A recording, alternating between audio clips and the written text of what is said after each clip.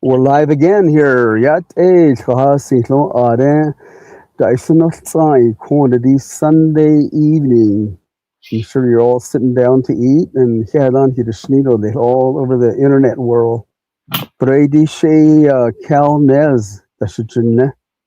I'll be your host tonight, and you're listening to Politics on the Navajo Nation podcast series. I've been doing this for the presidential and also the council delegates. And honestly, I just want to make a quick shout out to all of those that have not been interviewed.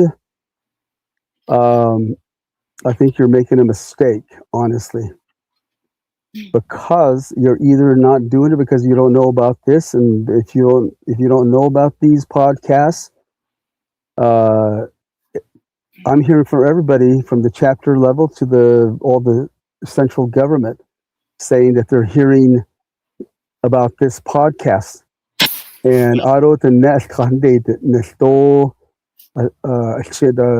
share this they email it, they text it, whatever. So everybody's listening. And the reason why that I say this, why it's important, is that you are obviously running for your chapter. That's your business, and that's something that you're going to have to go out and do on your own. But what this podcast is about is that once you get to Window Rock, you're going to work for everybody.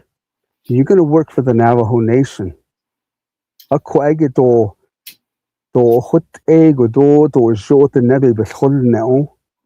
mean, that's going to be a problem. It's not only going to just be for your chapter, but it's also going to be for me, for all of us, for the Navajo Nation, because these questions are surrounding how you're going to govern yourself once you get to Window Rock. So all you presidents, same thing. How are you going to do your governance once you get to Window Rock? The same thing goes for all the Navajo Nation Council delegates. Of course, so there's only 18 days, 17 days left. That's it. There's nothing more. So why not get on and give me a call? I'm here. So those that are also running, thinking that your popularity is going to get you the job done, think again, because your chapter, I'm hearing from these chapters. I'm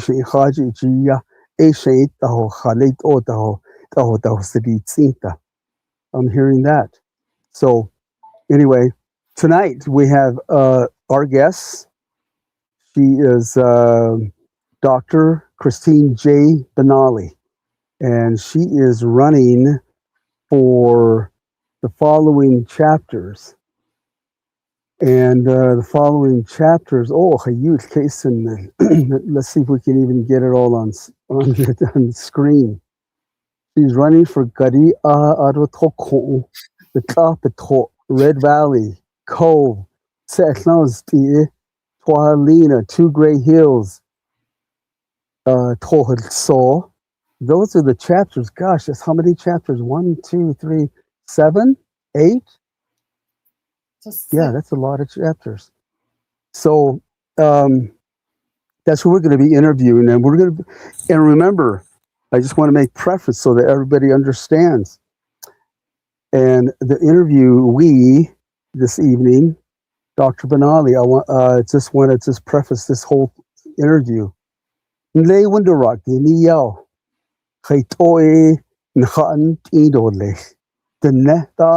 Navajo Nation.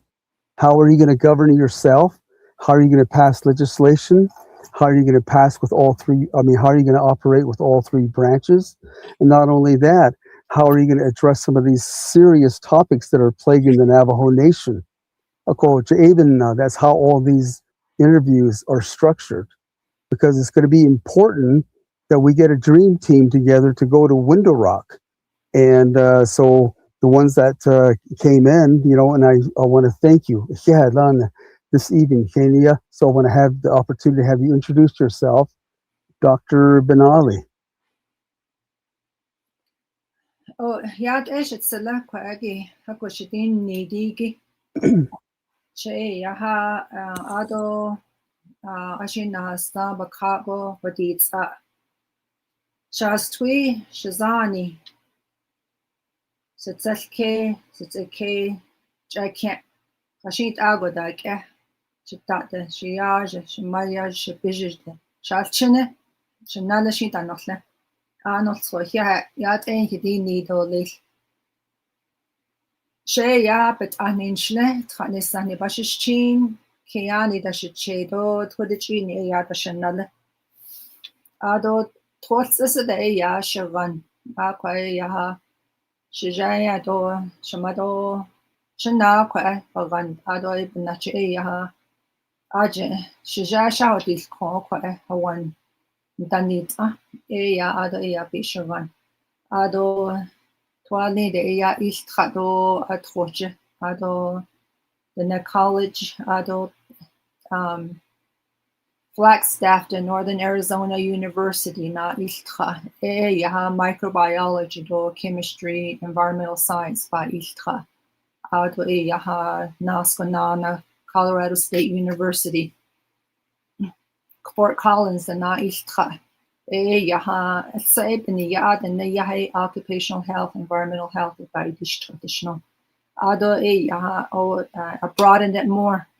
Epidemiology, political science, and toxicology. And that turned into my doctoral dissertation studying the livestock insecticides and its impact on the Navajo Nation. Nadlush is a badal enige a baistra etran skedat randa nesende a digi kreta yaha nadnisto kayahins ide aje baistra. So I studied the effects of environmentally, particularly the chemical toxaphene on the environment and how it works as an insecticide.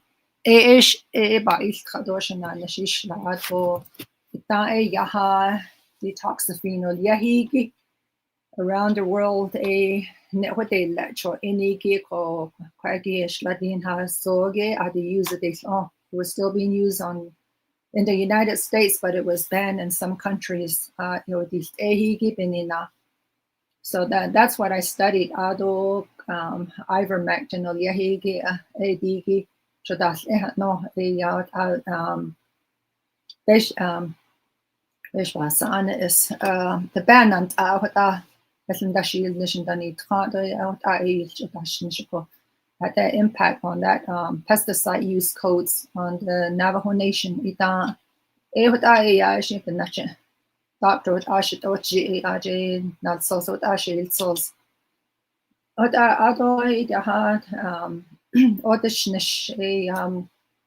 Mostly you said most of my career was with the federal government as a United States Public Health Service Commission officer, but I did also teach at Delegate College, San Juan College, NAU, doing podcasts, streaming. With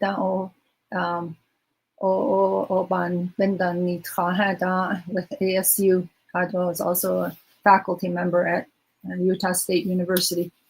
Cove in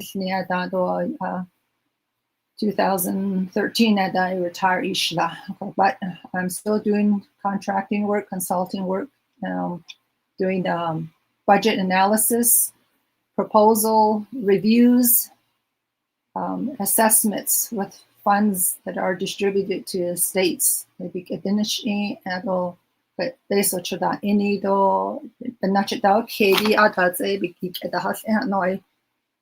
evaluation on those funds. With the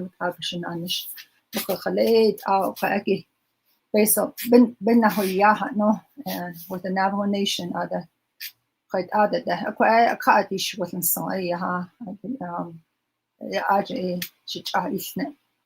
so I do a lot of evaluation in my work, and so I thought, why is there a lot of funds being misused and going missing? So I thought that way maybe with my experience and my knowledge, I can help the Navajo Nation do more streamlining and account and assess where funds are being used. So that was, I guess, my sole purpose for putting in my candidacy to help the Navajo Nation in these use of funds. Although since my career is in public health and environmental health, I just wanted to help also there in those areas. I did a lot of response work when I was a commissioned officer. And although I hit the net and our traditional ways, our language, I think it's very important that we start some immersion programs, because my father was a Navajo code talker. He's Harry BENALLY. He was with the 1st Marine Division, 1st Battalion, 1st Regiment. And as we descendants meet every 3rd week in Gallup, and that was one of our priorities, is to advocate for the language, that that we keep our language and encourage our youth just retain the language and to learn the language and to have that and carry that forth as part of the Navajo Code Talkers legacy and share their contribution to basically world peace. So Oshin Hota atnáozt'i'í Bigaho, yeah. You're listening to Politics on the Navajo Nation podcast. And so Kashe bin Yale Wasto bin Nachi Wasto had this platform this niche of the Ghana Kachiko. Asian Argon Shana in later Lake. Kind of mentioned that already. So that's what I had done in my career, which is public health and environmental health. And I guess finances and basically what's happened, 24 million, or the council, between the council and the president, they've been going back and forth, or they're basically pointing fingers, but I think it really rests on the council that they should have fixed this, because they're the ones passing the budget. According to the codes, they're the governing body, so it's that should have been fixed a long time ago. So I hope that we just they fix it, because we didn't do it. If I get a chance to go in, that I say there's somebody who can not who's strength and those are, hopefully we can work together to follow these funds and that proposal when I'm trying to maybe I'm going back and forth now in English, but and Joshi atnáozt'i'í, for those listeners, are probably, I'm assuming that most of them are English speakers, and so but I speak Navajo, so hopefully encourage people to learn the language. That way we don't have to translate. I'm just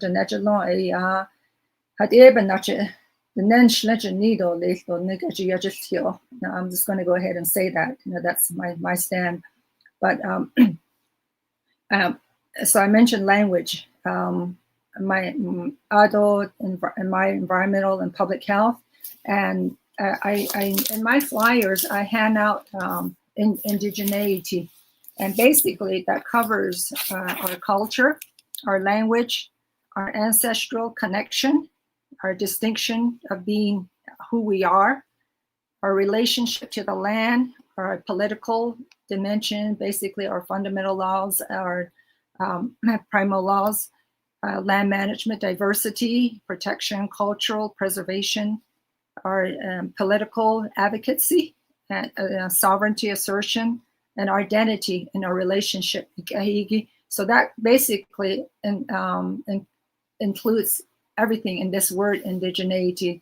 Some of them, put that on my flyer. So, but it covers who we are and our language and our relationship to our land and our culture. And we really, I really stand for trying to preserve that and pass that on to our children.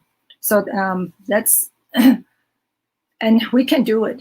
We can do it. And if we work together on it, and a lot of this starts from the home, from the parents, and like you and I, we but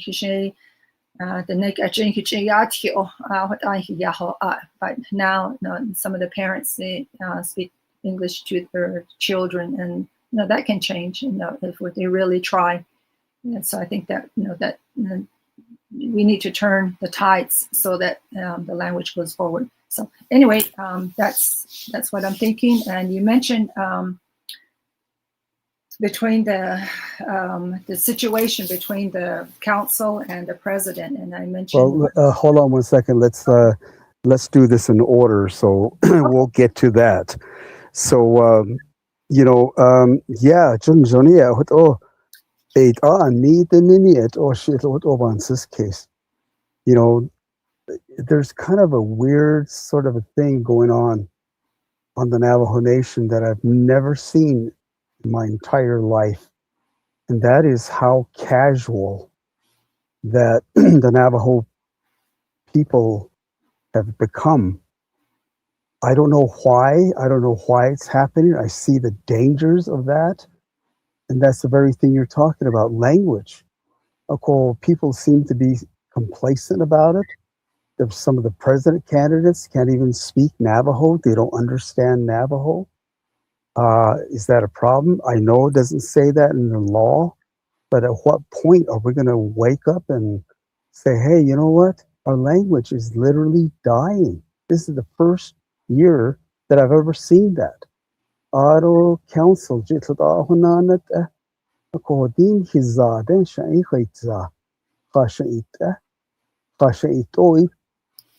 how are we going to save it? Because ADN, and it's just natural to me to speak Navajo and mix it in. I guess you can call it Navalish, but anyway, yeah, I totally. It's profound to have a candidate that values that. Case. So, our first topic, and remember, a lot of these issues are going to have parallels. Parallels meaning that what happens in the chapter typically reflects what's going on in Window Rock. Akoshi ayisa Tae Council Kadanahas Tani Nijin Sheikh Ashata Ision Kaiton Hanash Nishta chapter. Kade Window Rock J-A-R-J Benan Nishi Insin. So I don't have any fiduciary responsibility to come back to you. I think that that's wrong. So a lot of these topics are going to affect the chapter as well as central government. So let's talk about veterans. What is your, how do you understand what's going on with veterans? Recently, this question has been coming up as far as I'm concerned. Navajo code talkers, I mentioned my father was one. Reagan designated August 14th as the National Navajo Code Talkers Day. Adahwadeshi's Navajo Nation also recognizes it, so it's a holiday. I even called the president's office. I looked it up online. It is a holiday, a day off. So I've asked, last year when us descendants were meeting, one of the things we said was, no, yeah, we'll work on the Navajo Code Talker Day in Window Rock as descendants, because over the years it's become political. That used to do their own gatherings, do their own program, and the focus was on the Navajo Code Talkers themselves. So that's what we wanted to bring back. And so then we said, well, let's eventually have the chapters also do their own gathering or event, maybe a coffee and cookies, something like that, and have the families come in and present or show pictures of their fathers, grandfathers, Nale, whoever. And so I approached some of the chapters in our area, and some were for it. They were like, "Oh yeah, that's a good idea. We'll go ahead and invite the families." But for some reason, Sanalsti said, no. And but anyway, I got some resistance there, and so Khalid Lance, and we even went to the veterans meeting a couple of times, but to no avail. So we decided, well, okay, well, we'll just have our own little parade down in Little Water, because from our community there was Sam Billison, Wilfred Billy, Harrison Lapahi, my dad Harry BENALLY, and Paul Kintlachitney. Paul Kintlachitney was killed on Okinawa, and he was from Little Water also. So we're just going to do our own recognition, and if they're saying it's not a tribal holiday, I hope that they work that day.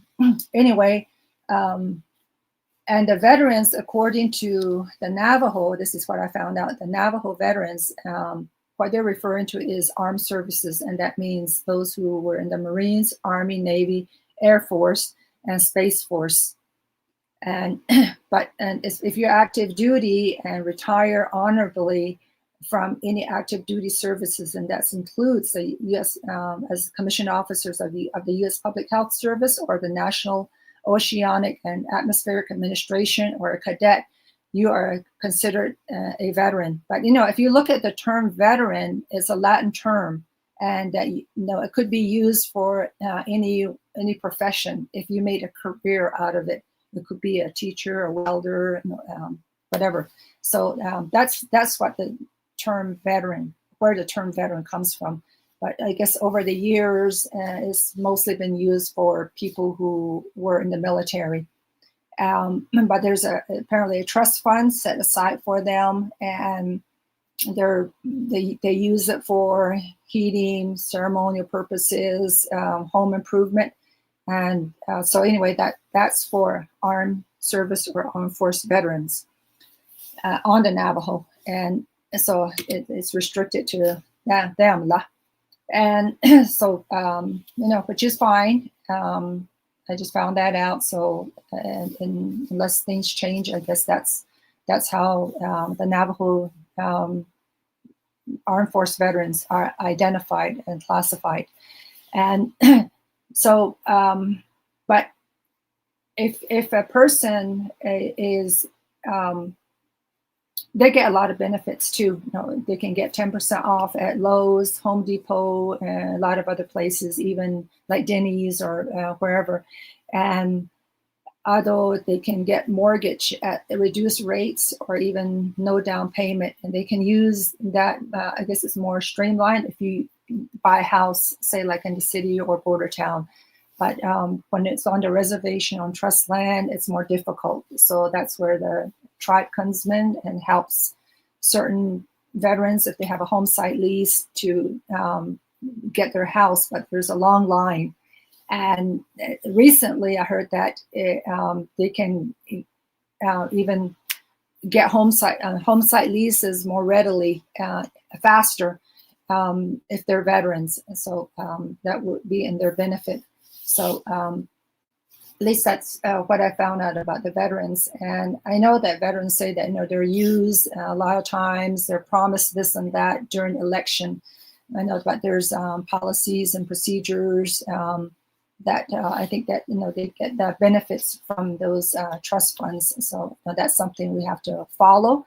And if there's a room for making those changes, I'm all for it. Just and that's again where the chapters, veterans would need to work with the chapters to get those resolutions passed or passed by their chapters. And each chapter has a veterans organization, and take it to the agency, and then from there, we can sponsor it and introduce it to the full council. And again, I'm one vote. I would be one vote, just like any other council. So you have to work with the other council, get it, above 50%, or in certain cases, 2/3 of the council. And then, working with the president too, to make sure that, they can sign off on it. And if there's discrepancies there, they can veto it, and then the council can override it if they really choose that that's what they want to do. Or you work with the council, if there's questions, and I'm open, because I don't mind, somebody critiquing my work, editing my work, and I would appreciate it, because on the receiving end, I want these legislations to be clear. And there really should be plain language, because in the federal government, that's what they use. Because I read some of these policies, the codes, and they're really legal, and the average person will not be able to understand them. More so, if a person's primary language is Navajo, and they don't,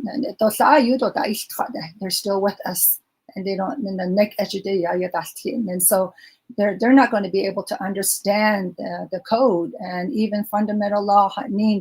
It's very complex language. So I think that we hope to rewrite some of them so it's in plain language. So anyway, that's kind of my spiel. Yeah, let's but the thing is this, I do agree with you on what you just said, and that is that in between elections, it's pretty quiet about veterans. It's very quiet. Nobody says anything about them. And but the only thing I hear is that there's a problem. There's the Navajo Nation Veteran Association. Which are not just the only thing I have, the positive aspect of these veterans, their needs. I hear more about that than the positive. So they enlisted, or they were drafted by the United States government. The Navajo Nation didn't declare war or didn't participate in the war, but our people went there. Therefore, they became armed force veterans. So, veterans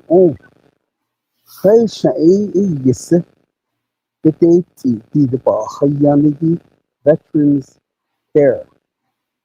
Who's responsible? United States government or the Navajo Nation? You have to always look at who the primary responsible party is, right? Priorities.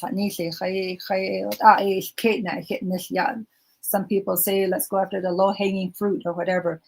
But in medical care, I know there's been advocacy to put up a hospital, a veteran hospital or clinic on the Navajo Nation.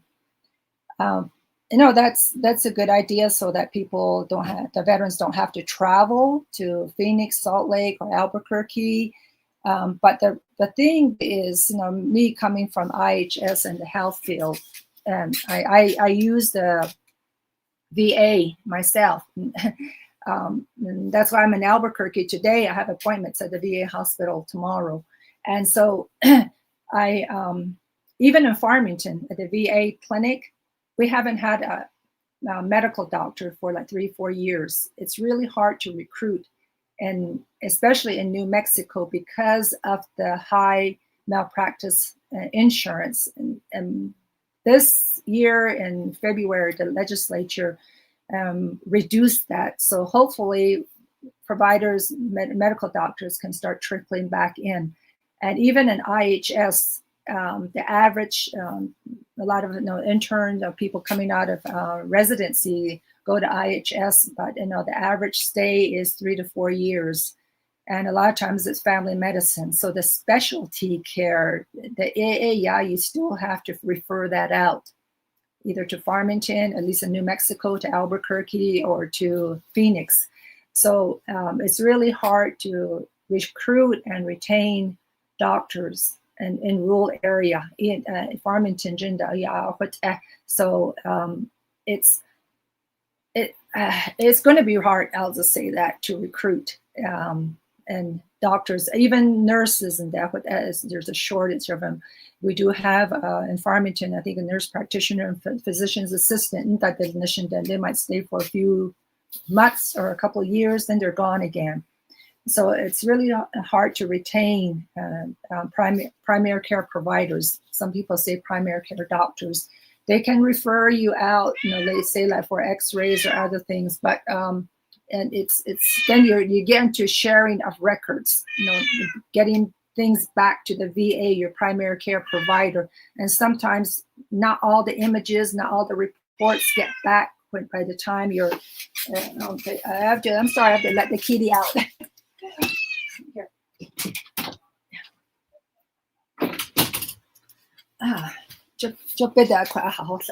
Sorry about that. Anyway, because we're in a rural area. I got care at the National Navy Medical Center when I worked in DC. Talk about comprehensive care, the best medical care I ever got. And I didn't even know what comprehensive care was until I got there. So AD, then because when you go to the hospital, you're seen by a different person, you're seen by a different person. You go to ER, you're seen by a different person. That's not comprehensive care. So anyway, that's just what I wanted to say about our care, I guess, not just veterans on Navajo and people in rural areas. Okay. Yeah, you brought up some of the stuff that we kind of, know in various ways. But remember, you're going to be one of the most powerful person on the Navajo Nation, the 24 Council. You're going to have the power to go in there and pass legislation. Mm-hmm. You're going to, with your experience, with your know-how, with your degree. I mean, what would be your first move to say, okay, of course you're one vote, but one vote at the council, what do we call it? We call it lobbying to everybody, creating a big stink about this thing until everybody gets on board.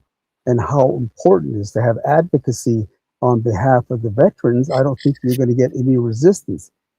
How would you make this thing happen?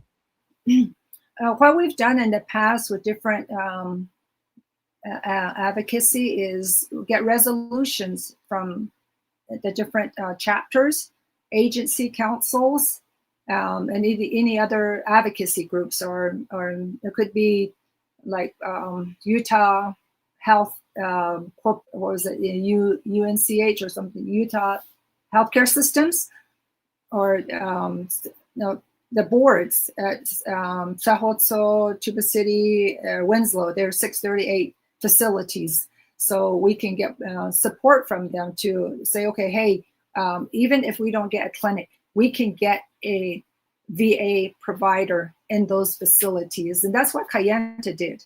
They, at least, I don't know, I hope they're still having that service there, but work with IHS, they're existing, because if you want a VA clinic, it's just not the doctor.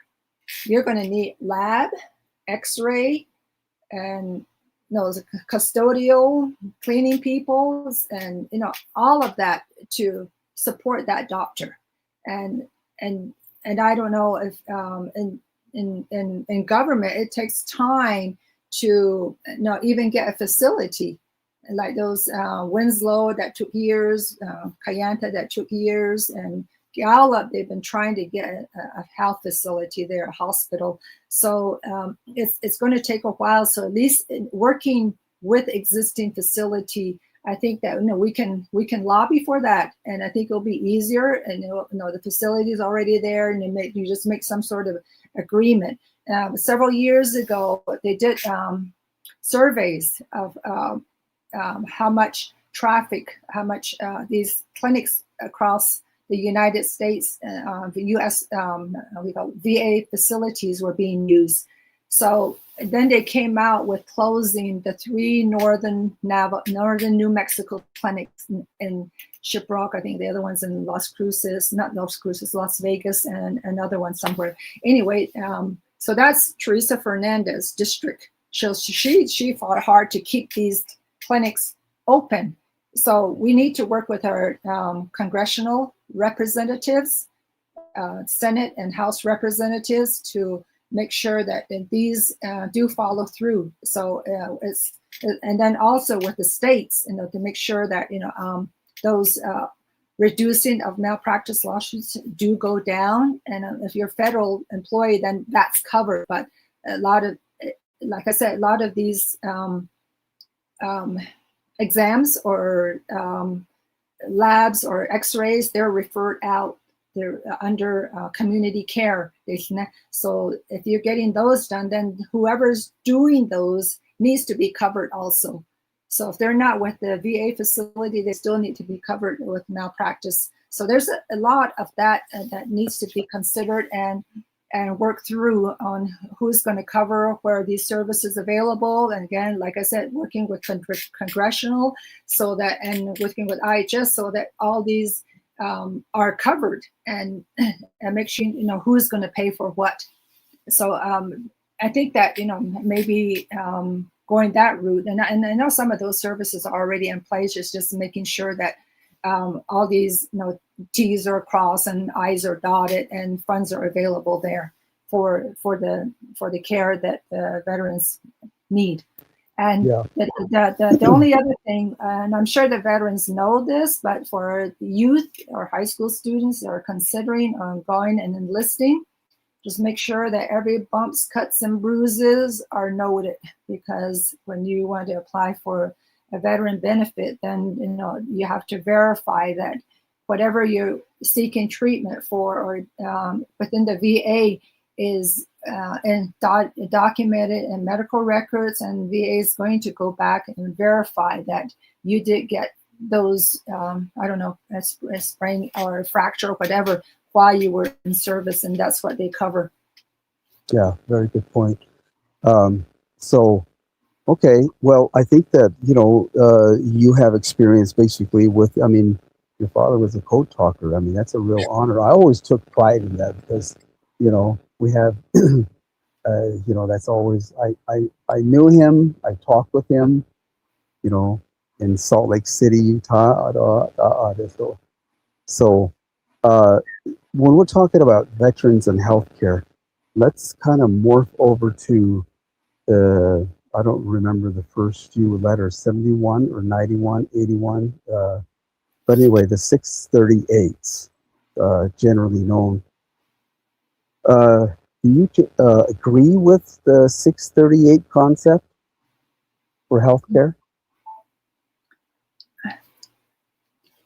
I do. I think that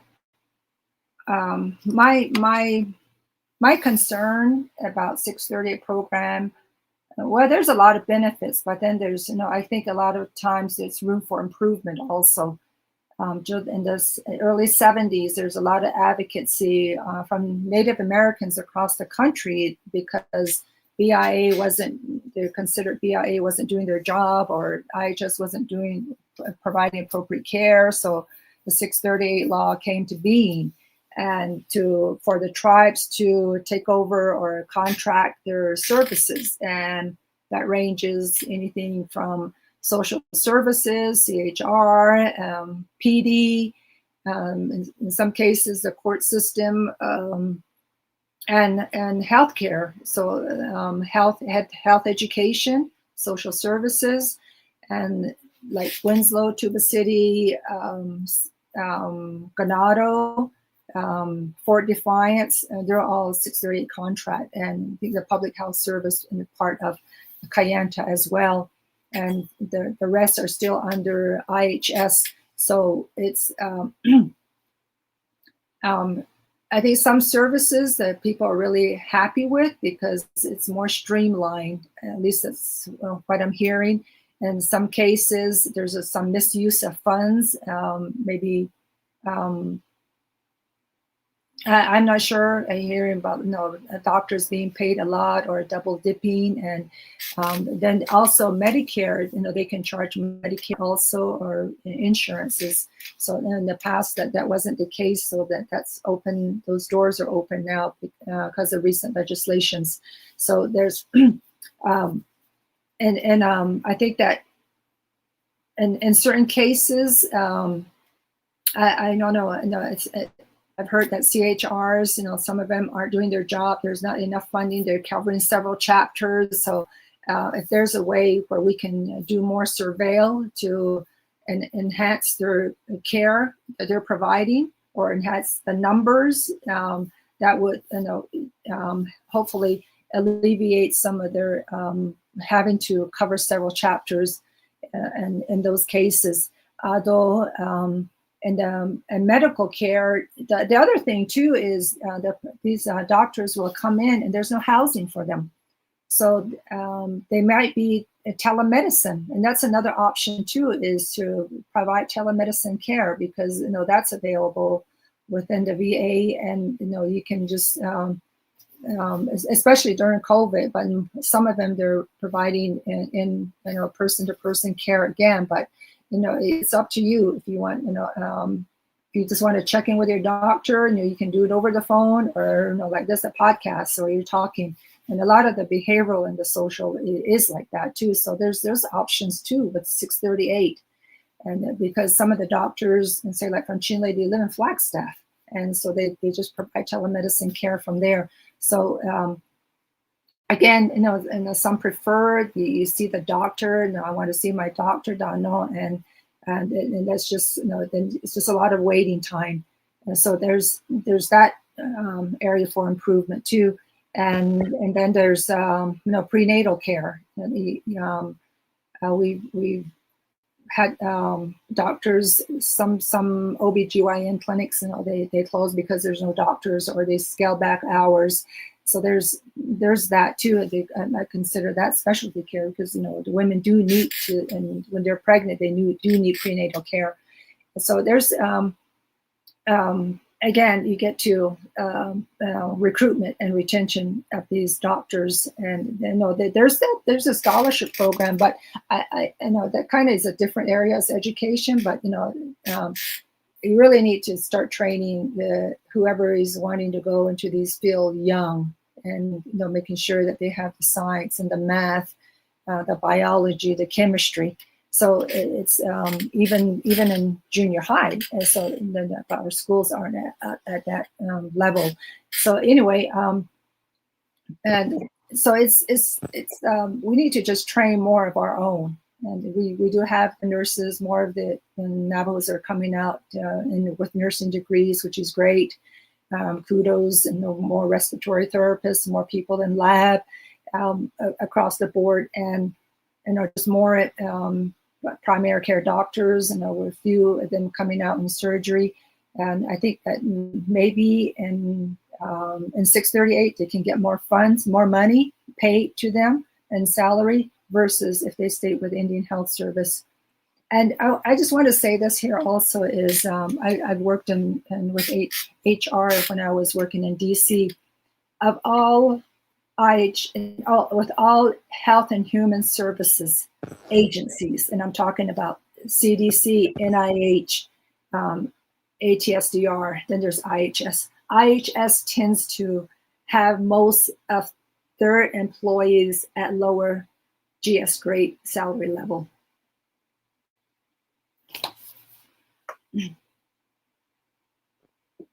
Well, to me, there's a fundamental concept that seems to escape a lot of the people out there. Jadid Anli, 638, Northern Medical Center, 8, I think, Eskil and IHS facility. So philosophically, Kuroban Sin Casey Hita. The Harlan later not so sunny and Patelia. Ata a hut or a has we on hit. ADN, the old people, the people who signed their name to the treaties. The federal government agreed that they would provide health care. Philosophically, for me, the way I see that is that they should forever take care of the Native Americans everywhere. In fact, make it so that it's a worldwide health care. Doesn't matter. We don't quit being Navajo once we get to the border. We should have, they owe us that. Ako, the 638, a package, Iliago. It's a business. They give us a 15-year window, whether we're going to succeed or we don't succeed. Ako, they cut. It happens with schools, the 638s. It's happening with the enterprises. It's happening with healthcare 638s. I'm not saying all of them. I'm saying there is a huge breakdown going on right now. Because the 638 is, in a sense, like a Section 17 tribally owned entity. And that right there creates a problem. Okay, the three that I mentioned, the Nenda Hijasali, those boards are able to hire doctors and overpay them, allow these things, and then to even have doctors who've got some serious issues with legally what they've done is prevalent over in Tuba City, is prevalent in Delcon, Winslow. And that's the downside of 638. Yeah, it might sound like a great idea. And also the funding, yeah, it might be streamlined, but they're overpaying their doctors like over $500,000 and overbilling. So that you have experience all the way to Washington, D.C., to different tribes and to Gallup. And I mean, what a beautiful portfolio you have. How are you going to resolve this problem with the 638? I think the major problem with the 638 in anything is that BIA or IHS gives the money to the tribe or a board, and that government or not that's been given to the tribe, no, yeah, and there's less accountability. I don't know, maybe they go to Vegas or whatever, but that oversight then on the. So I think that part needs to be reevaluated. Somebody has to answer to those tax dollars. And the other thing too is the tribal, in the state, there's state medical boards. But within the 638 with the Navajo Nation, then there are the boards for the hospitals, but overall there is HESI, but usually in the state, the medical board have MDs, and that's not what HESI has. So their oversight is very limited. It really shouldn't be the council. There should be a medical board, skilled and trained in these professions. So perhaps something like that needs to be set up, because these boards with these 638, they're like in silos, and same with the school boards. There is the Navajo Area School Board Association, and I went to lived in different areas, and the school superintendent have PhDs in education. They are schooled in education. So AD, and I'm not disking anybody from school board who are maybe members, but that's the caliber they have.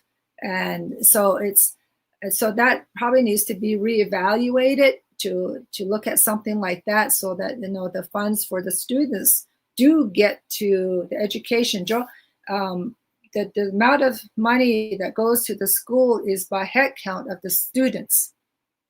And I understand over at Sanasti there's only 9 students now. I don't know if it's true, but somebody told me that. So how much money is that? And so the number of students, youth, is going down because parents are taking their children into off reservation schools, and adult one lady, one of my meet and greets that, no, she's like in her 80s or something.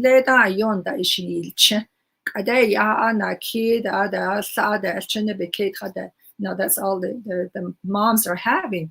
So the birth rate has really gone down. And so schools are some headstores are closed because they don't have any students. And so it's so what the role of the school board and the health board, I just think it just needs to be reevaluated so that you have some oversight, or have BIA do that oversight. So there's got to be some. I know you don't like the word accountability, but somewhere where you're tracking the dollars is used for to enhance the quality of life of an individual, or and education in their health status. So we're not surveilling that. And with the 638 programs, they're doing it individually. And then on the IHS side, they do have the records where they can maybe look at the quality of life of an individual, how many have diabetes, how many have heart disease, how many have different types of cancer. But they can't really look at those facilities that are 638. So it's just giving you like half the picture. So there's got to be some sort of an agreement, and that's why the Epidemiology Center was set up years ago, and I helped write that proposal to IHS to get that Navajo Epidemiology Center up and running. And so that was years ago. So that's how that Navajo Epicenter came about. So that was one of their roles. But the other thing with that is a lot of times these 638 programs come with no money, and so the money has to come from somewhere, and like an unfunded mandate. Yeah, I don't know how that would happen, because I think that the agreement within the 638 is actually that the federal government needs to give the seed money to get these facilities started. That's a trust responsibility. Yeah, but one thing that I could never understand, why, see, if we can hire doctors, get really good retention, have a quality of life for the doctors and nurses to be on site, and to have some sort of a coverage for these doctors, there's some legality issues, like they don't have a whistleblower. And if a doctor or a nurse that's not Navajo, if something happens, they did something malpractice or something along that line, the Navajo Nation can't adjudicate them. They can't be charged. No. So that's a problem. Do you think something should be established to take care of these people? Because, like in one instance, I heard about a nurse who obviously was looking out for the benefit of the Navajo people, and she said, "Hey, something's going on here." And it went up the chain, and she got canned. And there's nothing that she can do to fight it. It's these type of 638 facilities that are doing these type of things. Why? Because they're able to do it. IHS, I think, even though they get a little lower grade, I think there's a better oversight. And I love your idea when you just said there should be some sort of a health, did you say health commission, health board? They usually call them the medical board or something like that. Yeah. I think that's amazing. So, I guess I just want to say before you go further, but keep that question. Even in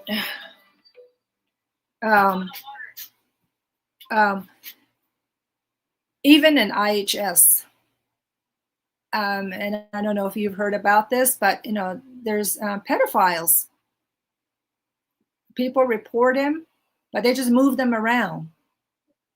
and like from one hospital to another, or from one what they call areas, not IHS areas, moving from one area to the next, and so then sometimes they end up in 638 facilities.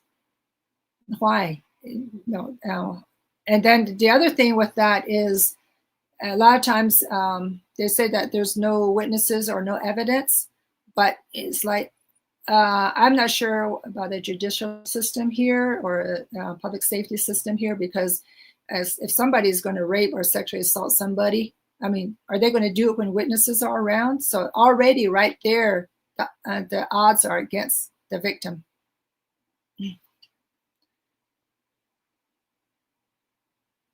Of course. So there's a lot of problems right there. So, I don't want to prolong this healthcare. We've been covering it for quite a while, but again, the same issues with healthcare, same issues with schools. Mm-hmm. Retention. I mean, I hate this referral concept with all of our medical facilities. If we can just bring in enough money, ask the federal government to provide that extra and lobby like hell to get that extra money so that we can hire the best doctors and keep them in town or keep them somewhere. And, whatever it takes to retain these people, that way we can keep, instead of sending people off reservation, how much does that cost on average? Probably about one patient is probably, the outside facilities are making what, $500,000 on one patient? Yeah, well air why flight not pay? an ambulance could easily be a couple $1,000s. It used to be thousands, probably more than that now. And and that depends on the distance. It's probably more than that. And an air flight, $20,000. So it's very expensive. Right. So if you take that expense and collectively to hire one doctor to have it in like Northern Navajo, I mean, I don't know why nobody thinks about that. The thing is, and I work with doctors there, right? So the thing with Shiprock is one of the better places to recruit people because it's right near the border. Providers can buy a house in Farmington or in Cortez, and then commute in, and then they'll van pool in or whatever. But some they stay in the housing that's provided there. But they said that they feel like they're in prison because there's a fence around them and they cannot participate in the local government. They can't vote for the council. They can't vote for chapter officials or president. They're like outsiders. And yes, they are. And so they're not part of the community. And even though they're treating the people, they know the people, and they're not part of the community.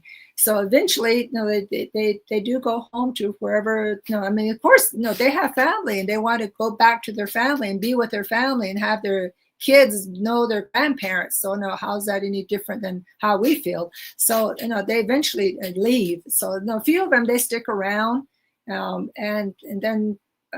They'll buy a house in Cortez or Farmington, and Gallup is better too because the Gallup Medical Center is in Gallup, so a lot of times they end up staying in the area, and so it's quacky and so that's why they leave, and that retention, and just a basic creature comfort for these medical people, Yeah, you're right. I've heard that so many times. They say, we don't. I mentioned we to train our own to be medical professionals, and it's hard. It's hard to go through all the science, all the math, all the chemistry, and then go into medical school, to pass your MCATs, and then go into residency. And if you want to go into certain specialties, a few more years, by that time it's like 20 years go by. And so anyway, I'm just kind of exaggerating, but it's not exactly 20, but you still have to do your continuing education and stay boarded, stay on top of things, stay on top of research. So it's just a constant thing. And so and like I said, they're not getting the earlier education to pursue these careers, and maybe they're not getting supported, the scholarship money and so forth. And then it's just struggles all the way. And So it's just, and then when they come back, they can probably earn more money setting up their own practice or some research institution or some private practice somewhere, instead of coming within maybe like the IHS. They'll maybe start at a GS-12 level and they become a supervisor at GS-13. So like I said, IHS pays lower than these other agencies. So that's another thing that we probably need to take a look at, because and that's just unfair how IHS pays their staff lower GS scale than these other agencies, and I'm not sure why that is, but that's just how IHS has been. And so, and if we go to the 638, they have the option to pay more, like you said, maybe $500,000. I'm not sure, I don't have those figures, but that's what you're saying. So, and that could be like charging through insurance or Medicare. I'm not sure, but I'm not sure how they justify that. Yeah. Njone, Dani. So let's I mean, no doubt, at some point, once you get to know the system in Window Rock, I'm sure that you'll be able to utilize your public and environmental health skills and knowledge, because it sounds like you've been pretty much embedded with a lot of institution. Yeah, and that's something that the council can request to say what is your budget, because they're the ones who approve these 638 contracts. Good point. Even not, you just said it, there's only 9 students under, I believe, BIE, but everybody's taking their kids off, so there's off the res, so there's probably something wrong why they're doing that. And then you got charter school, you've got Johnson O'Malley, you've got all sorts of schools. Shouldn't that be consolidated? What's your opinion? I'm not really, to be honest, I'm not really familiar with the different types of school, like charter, grant, contract. I know there's a public school and BIE schools long ago. And I think a lot of that, parents. Later, you and I went to the boarding school, so we put at the boarding school, and then the whole education was up to the school. They're carrying on with their lives. They really didn't have a part in the schools. And I was like that when my son went to kindergarten at Sanasti. Then we went to Atlanta, and the parents are in the schools. They're over there helping the teacher make copies, grading papers, taking the kids to the library, reading to the kids in the library, monitoring the halls, helping the kids with their trays in the cafeteria, monitoring there's no fights in the playground, and helping with the fundraising. They're very active in the schools. At first, I felt really guilty for not being out there, but then, I got used to it. I just told my supervisor, "Oh, it's my turn to go monitor the cafeteria." And he's like, "Okay, go." So that's the type of culture that we were placed in. So eventually we made it back to Shiprock, and I was helping my teachers, my son's teacher, in the classrooms. I would be doing that, making the copies, taking the kids to the library and reading to them and helping her grade paper. I was the only one doing that. None of the others did that. So that's the contrast, and that's probably why our kids are not performing well. It's kind of like the whole state of New Mexico, and one of the states like Mississippi as well, where our students are not performing at the level that say like schools in Vermont or Massachusetts are doing, because it's a community thing that the kids are getting the education. And you remember Leonard Haskey. When I had my baby, I was carrying him around. I said, "Oh," he says, "the neck attribute." And I was like, and then I went to school with some people from Hamus when I was at Colorado State, and So I stay in contact with them. So when my baby was small, we went to go visit them, and in their community and the house we were at, no, they're all talking Hamas. Everybody was talking Hamas. So I asked the matriarch, I said, do they teach Hamas in school? And she said, no. They teach what they want over there. This is our responsibility. Mm. Our kids, our language and their culture. And so I don't. Even when they had sitters, I taught Navajo to him. So when we went to Atlanta, the teacher there thought my son had disability. They test him for ADHD and all these things. He's passing them. And I just thought, he's probably not understanding the teacher. So I started talking to him in English to help him with his homework, and we just kind of got stuck there. But he said that he didn't. He was quiet when you were asking him earlier. But but he understands some. But the other day we were cooking corn, and I was tearing the husk off, and I saw a little worm in there, and I said "Chosh," and he goes "Sure, yeah." So no, he'll come out with Navajo sometimes. But really, as parents, and so we got to be there, engaged in their education, and encouraging them and teaching them, and if they need supplies, whatever, and so then it's just not up to the schools anymore. So I think that if we can create that type of environment, maybe that this academic achievement level will be enhanced. And I think that just a note, sidebar here. Somebody wrote on the chat here, speaking of back to healthcare, it says Dr. Goss overbill IHS. Now he's still employed. Just a sidebar, FYI, Dr. Goss. So one of the things that I wanted to also talk about, because you brought it up, is you said it's important. You just talked about how we should integrate, bring back the language, but you said it's a responsibility of the parents. But I think we're on Navajo. Maybe Hemis might have a great idea too. Of course, we should all teach our kids. But you said you're interested in the traditional language. Do you think that should be added as part of the requirements for graduation?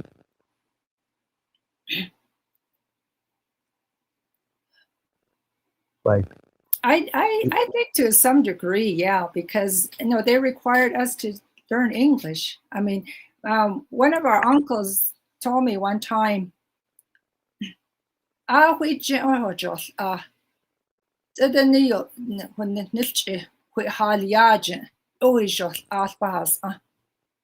you learn every day. You learn every day. You don't know everything, ever. There's always something to learn. So why not our language? There used to be a word of the day, and I'm the youngest one. There's times I'll say something wrong, or I don't have the word for it. And a few years ago, I decided I'm going to learn my language. So I'm completely fluent. I'm not speaking, what did you say earlier, Navalish? And so that's what I've been striving for. And that's why when I'm at these meet and greets, I try to speak only Navajo, because that's a challenge to myself. Yeah, I have a PhD, I have experience and all that, but I just thought, if I'm going as a Navajo code talker's daughter, it's only fair. I want to respect my dad and speak the language fluently, and honor him that way. And so that's been, at least recently, my goal. And so I know during that meet and greet at atnáozt'i'í, and that's what I was doing, is trying to speak only Navajo, but no, I was putting English in there. And then later, yesterday, somebody says, you're only speaking Navajo, you should translate. And then I thought, translate that needle. It doesn't make sense to me. If you're Navajo, right, why am I translating to you Navajo to Navajo? Anyway, it just didn't make sense to me. But anyway, that's what somebody said to me. If you're talking Navajo, you should also talk in English as well. And I just thought, yeah, I think you got a good point, because here's the thing: is that like I remember during my days, I mean, we were just fluent in Navajo. The Navajos, and of course, Grandma couldn't speak English, so that was our only communication with our caretaker. So that's the thing. And then all of a sudden, it was such a it was such a thing for the Navajo people, that for us to totally go to the other side, there's a certain fascination about being all English and forgetting about our culture. But it's got to go back the other way. I think there's got to be a barometer, and that we need to tip back towards our culture. The next two topics I want to combine. Could I just say something about that too? I mean, some people may not agree with me on this too, but that's a strategy, right? From colonialism, that's genocide. Take your kids from the parents, assimilate, take their language away, take their culture away, take their religion away, impose Christian religion or other religion, so that we're not.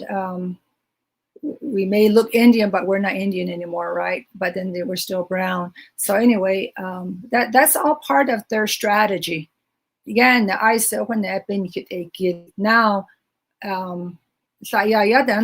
to speak their language. Then I was like, no, I've been to China. I've been to different parts of Europe, like in France. They're in France and speaking French. They're in China speaking China. So why can't we be in and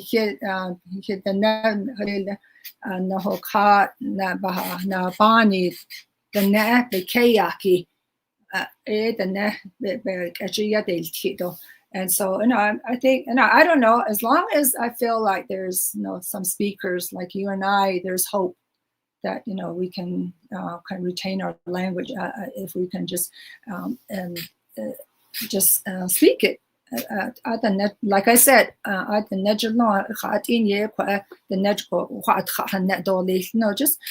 just think there's sometimes people are just lazy, or just don't want to learn, or maybe they just don't know how to learn, or I just say, well, listen to KNDN. I have a friend of mine who's non-Navajo, and she listens to KNDN, and I was telling her, do you understand what they're saying?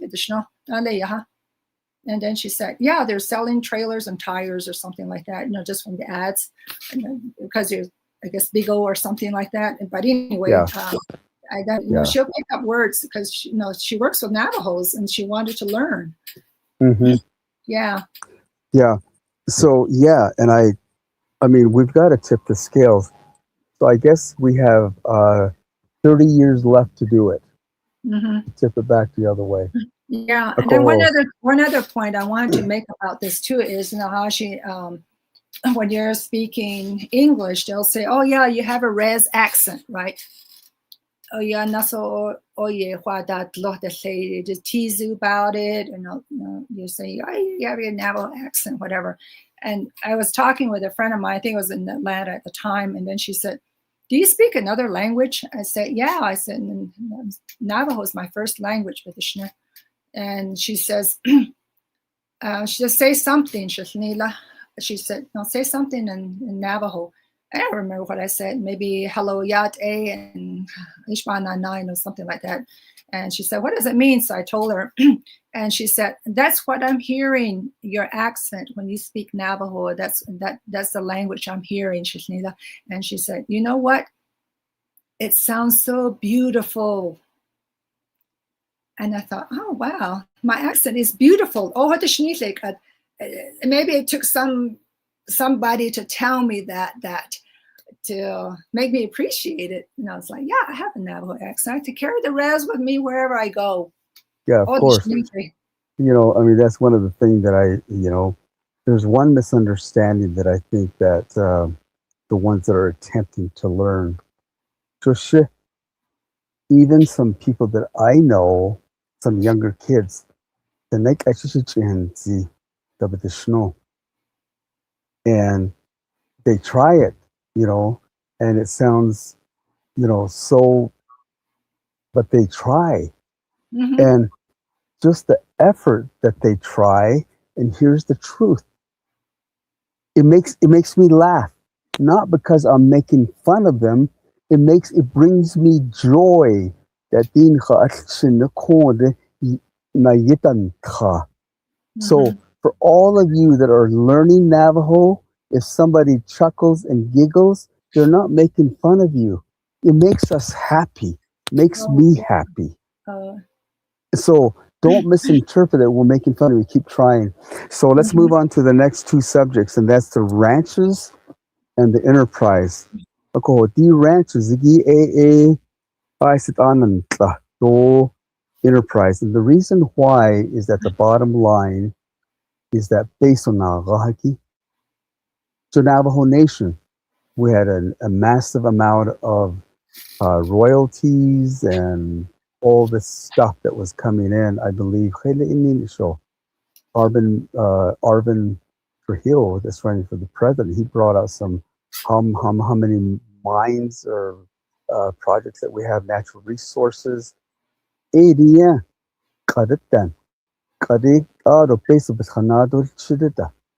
it's like we're not moving.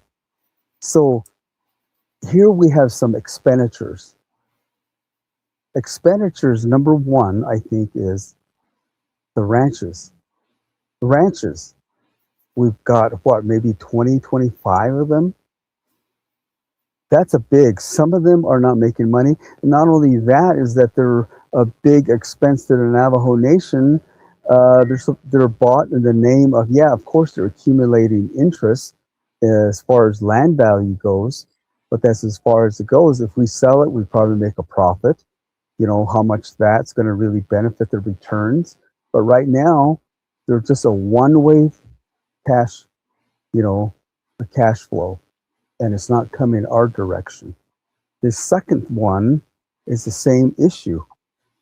These are businesses that the Navajo Nation owns, enterprises. It just makes me think that the Navajo Nation Council needs to reevaluate these things.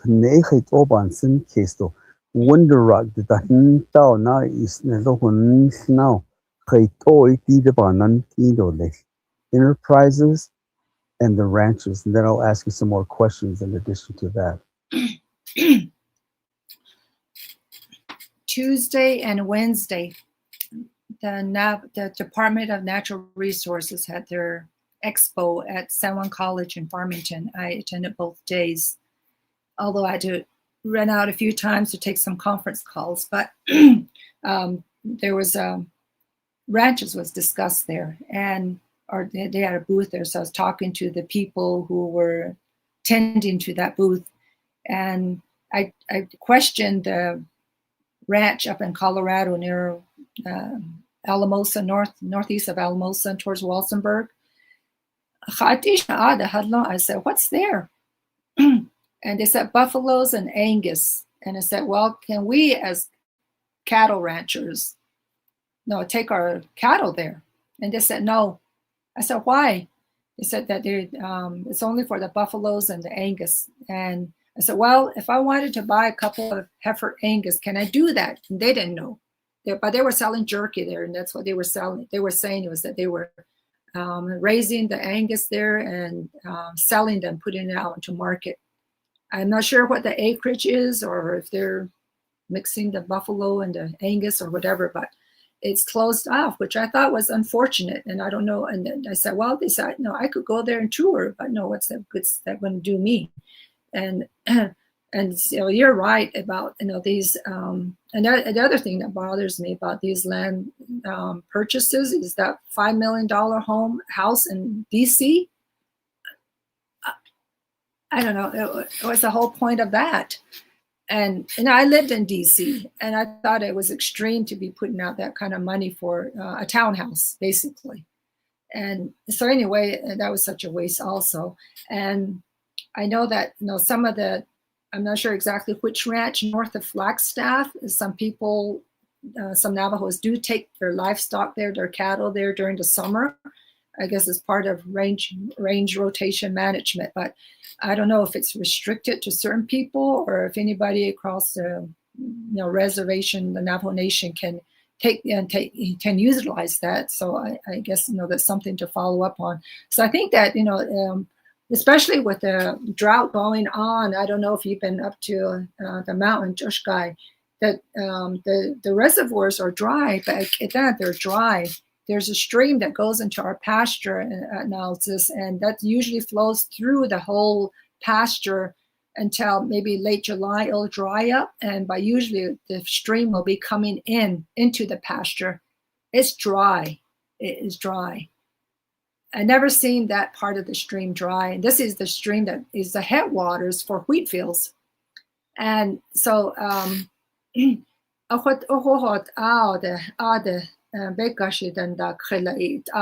so anyway, I think that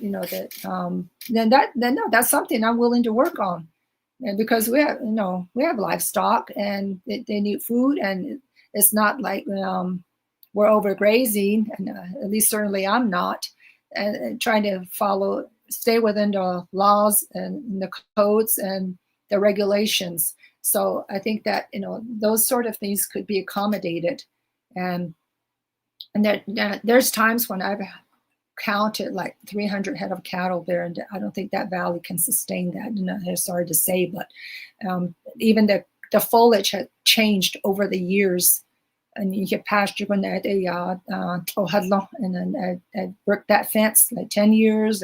Grass was tall, so last year we finally put some cattle in there and just to mow the grass, and so anyway, so I think that's the ranches just need to be opened up to ranchers, and who are maybe living, using or within the regulations, not overgrazing or staying within their units, and that whole grazing is another can of worms that I don't want to get into right now. I know. That's the thing that doesn't make sense to me, is because you need the basic choice. Now, whatever Navajo Nation spends, our money, the Navajo people face it. And any money that comes in, that's our money, Navajo people. Of course, we ate basically in the house, all the ranches. It seems like all of them, we just purchased zoo, like a zoo. We can go tour it. What does that do us? Mm-hmm.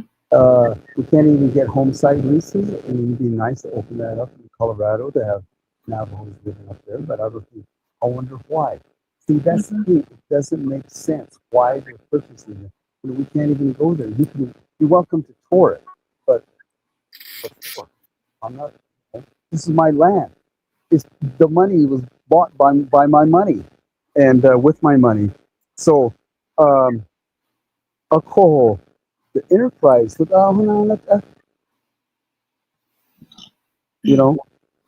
What's your opinion on that? I don't know if you ever saw the recent NTUA rate hikes.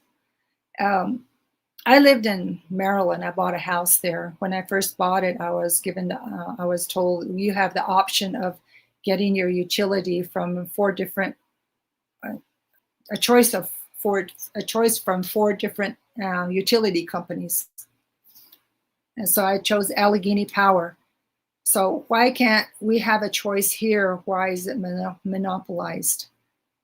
And so that's that's an option because we're all all the grids are connected. I work for a power plant up in northern Nevada and Sierra Pacific Power, and so and it's all connected, and so it's and there's the option too for where you can install solar in your home, and if you're not using the power, you can sell it back to the utility overnight when you're not using it.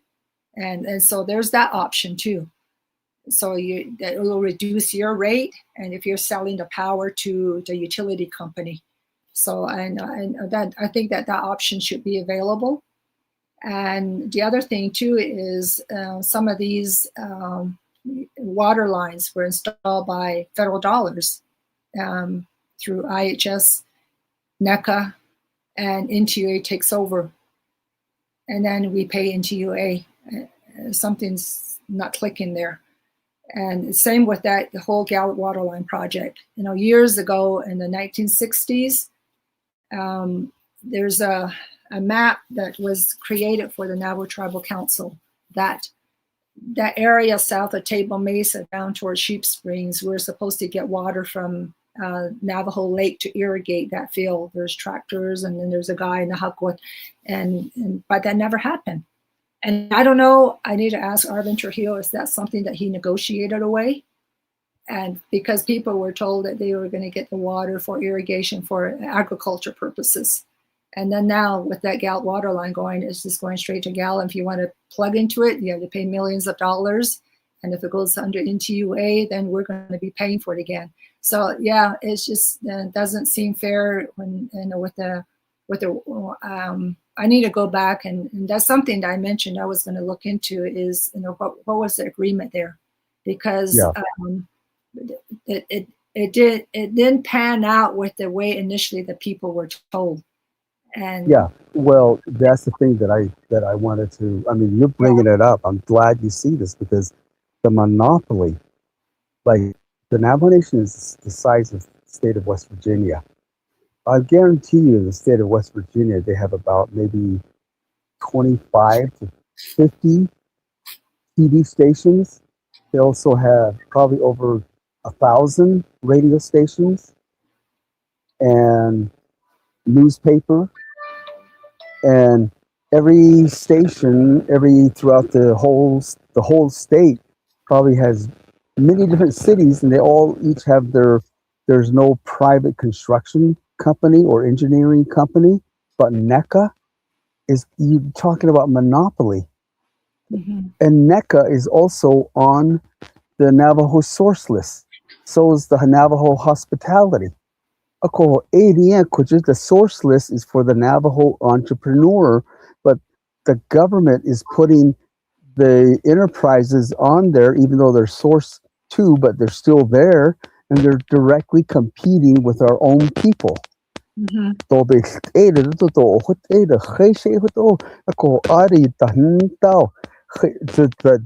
little man, the little businessman, the little entrepreneurs, against these enterprises.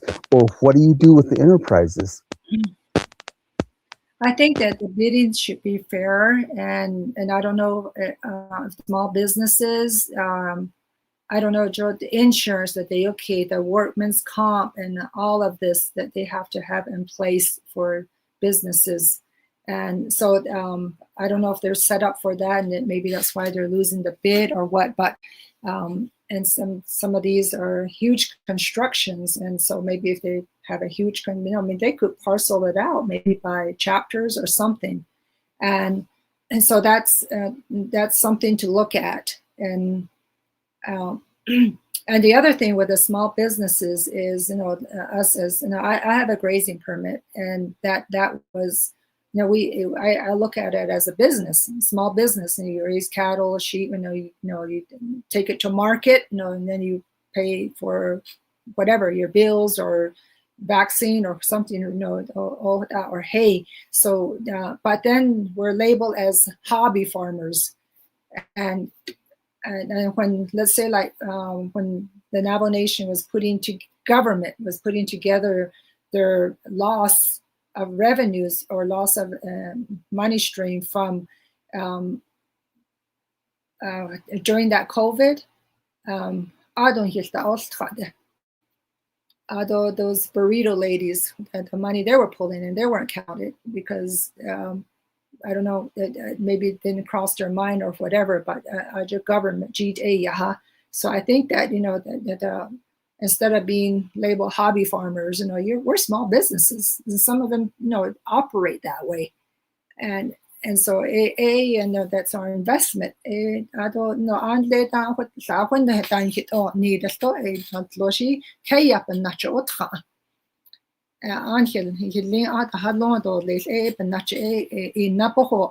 it teaches you responsibility. It gives you a sense of purpose to get up and make sure that the sheep and the livestock's fed before you, and so that's and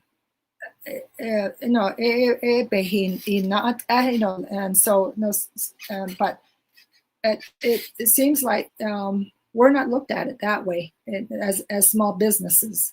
So I think that that I would like to work on that too, to elevate that status instead of and even in the grazing regulation, it says that the grazing land is a most valuable asset.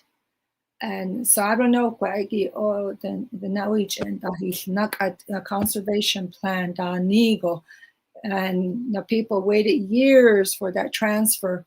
And I don't know, I hate to say this, but I think it's part of a land grab thing. And so we need to be careful with that. And the nekwade are we gonna, it's basically like they're being cut off that. And so anyway, I think that we need to look at that to make sure that that's fair, and the small businesses, and there's no what do they call it, the Small Business Act that says Navajo preference. Yeah, there's one thing that has always bothered me too, and the reason why it's bothering me really big time, and I'd like for you to address this because you're talking about public health. So the vendors, they keep on Navajo mutton stew, mutton sandwich, things that they would resell, especially when it comes to mutton.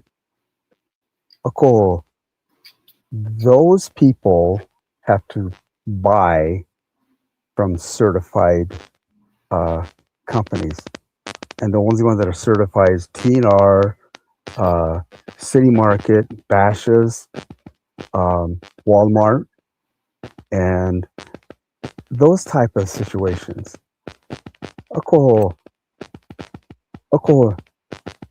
If you're consuming and selling mutton and selling it publicly, you have to abide by federal regulations. But if you're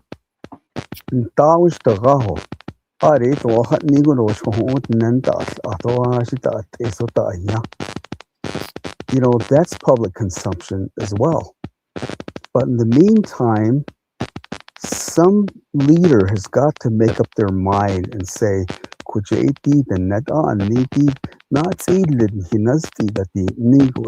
why don't we establish our own health regulations? Specifically, there is no consumership. There is no reason for anybody to own sheep except to say that they have sheep. Because it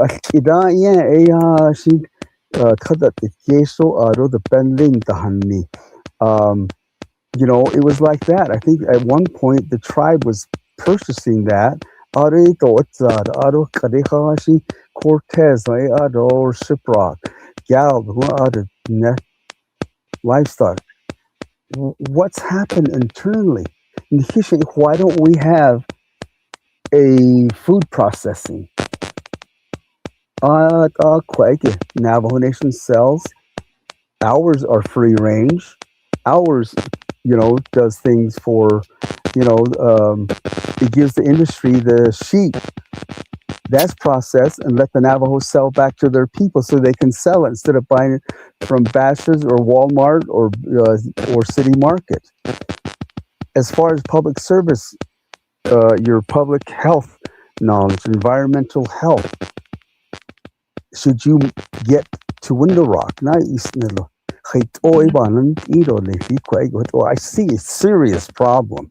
Mm-hmm. Well, for the wool part, it's been impacted across the country because a lot of clothes are synthetic now around the world. You know, things made in China, India, whatever, it's all synthetic. You know, this what I'm wearing is probably synthetic. And the are you in the Hakka? And she, you know, that was the income. Way back, she trading posted that you run up a bill, and then come time you sell your rug, and then they'll trade it, and then your bill is clear.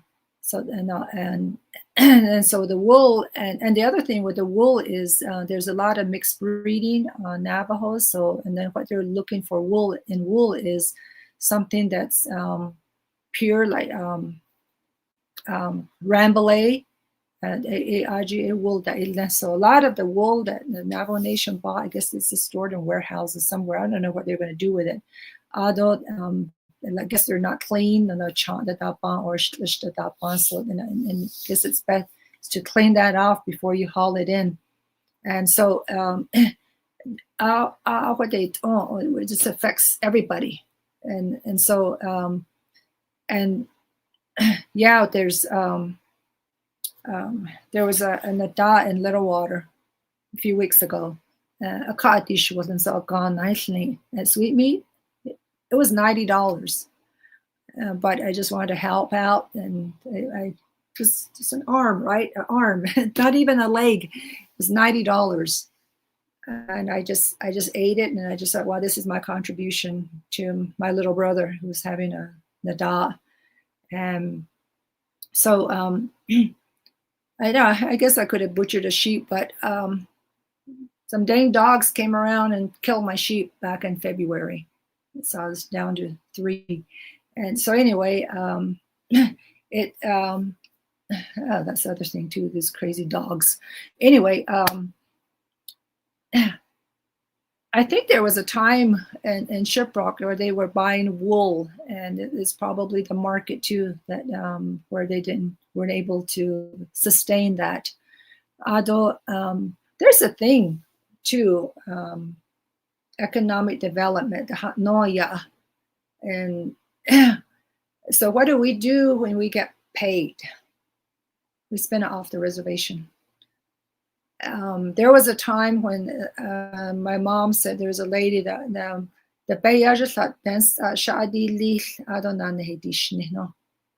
and what that lady do? She goes running to Durango and buys a ram. And my mom says, but basically that late. And so what did she do with this ram? She couldn't sell it. You know, who could buy it? So no, that's what we do to each other. And then we just spend our money, I guess, down in Phoenix or wherever. So we don't reinvest in our own community. Or I know I try to support the local, skills people, welder, carpenter. I've been looking for a case for my dad's certificate. He's a co-talker, like I said, to put his trophies, to put his flag, to put his medals. I wanted a glass shelf. For all these things. My dad died in 2000. So finally, I see this guy selling furniture on the road to Red Valley, and I asked him, could you make me a shelf? I finally got my shelf. He built it. And I said, I'll pay you whatever. I said, I've been looking all these years. And he just gave me a quote. I said, okay, I'm paying you. And so he kind of suspected me that he might end up with a shelf and I wouldn't pay him. And I said, I'll pay you. I said, I've been I've been cheated on too. Sometimes I'll ask somebody to help me, and they say, "Oh, I'll come back tomorrow. Give me some gas money." I'll give him maybe 20, and they never show up again. So, and there goes my 20. So I told him that, I've been gypped before too. So, but I said, I'll pay you. So anyway, I finally got my shelf. So, that I was supporting his business, and I said, no, thank you. I've been waiting for my shelf and looking for the shelf all these years. But anyway, just little things like that. I think that, we got to support, and I trying to get my house repainted. I got, local people to do it, and just to support them. And so, how would you address this health requirement?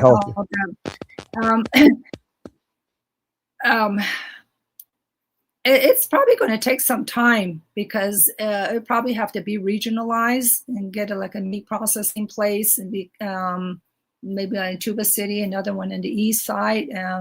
But we're going to have to probably create the policy first and get input.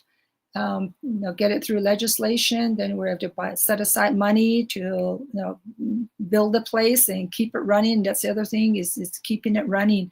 So it's going to take a process. It's not going to happen overnight, and we're going to have to probably check the animals to make sure that they're not carrying any type of disease, that they have their vaccinations, and that so that's people are going to have to keep track of their treatment, their management of their livestock that way. And because that's what they do, they're going to have to check that. And in those facilities where we get the meat now. Well, then again, depending on the only $200 or $300. Would you, I wouldn't even ask questions when you had it vaccinated. I'd go home and butcher it. How does that work? I'm hearing some static. Are you hearing me? I said, so, if I was going to buy if I was going to buy some sheep from you, I would just go buy it. And I wouldn't even ask you whether they're vaccinated or not. They thought,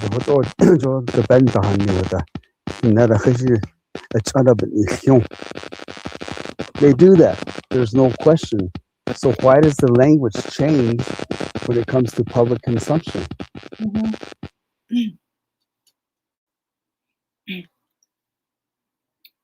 I think it comes back to whoever's donating for ceremonial purposes. You just have to trust them, and I mentioned that some dogs attacked my sheep. I was going to donate a sheep, and that cyst bahaya on where it was bit, little cyst. So I thought, I cannot donate this sheep. I don't know what it has. I don't want anybody getting sick. So I had to tell the people I can't donate the sheep anymore because it's got a cyst. I need to take it to a vet or not donate it to anybody or just put it down or something. So that falls upon me because I don't want anybody sick. So you just have to trust that that whoever's donating the sheep are taking care of their sheep.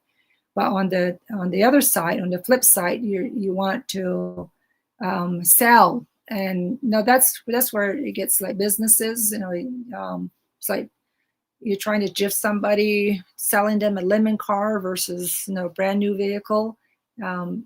So it's okay. If you're selling for profit, then you kind of have a different set of regulations. I'm not. I keep getting messages, people saying there's static. I'm not hearing any static on my part. You're coming in really clean. I don't have any static over here. So I was hearing static from you earlier. Maybe that's what you're talking about. But it's clear now. Yeah, I don't hear anything over here. But anyway, the next question, Adi ni yao. Di kweta ne wunda rajin da Haltsooí, the president's office and the council. Eh khit o in khake hudiston. Well, I think what happened is council dropped the ball on this, and I'll just say it. And in the regulations, it says they're a governing body. They're the ones who legislate, and they're the ones who approve the budget. And all executive join that judicial join that and so they should have, this should have been resolved a long time ago. Just saying, okay, well,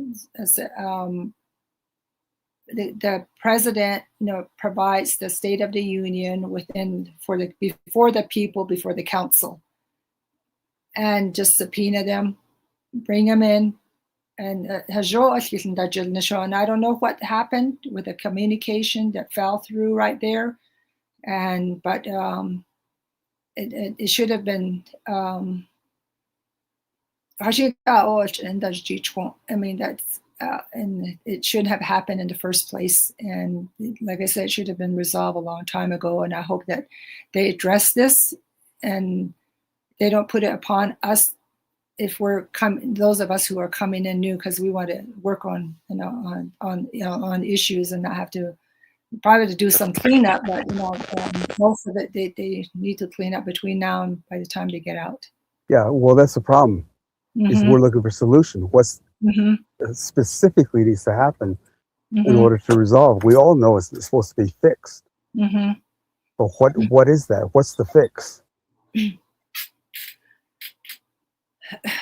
Well, they need to find out where all this money went, and if there's outstanding bills, they need to figure out how they're going to pay that.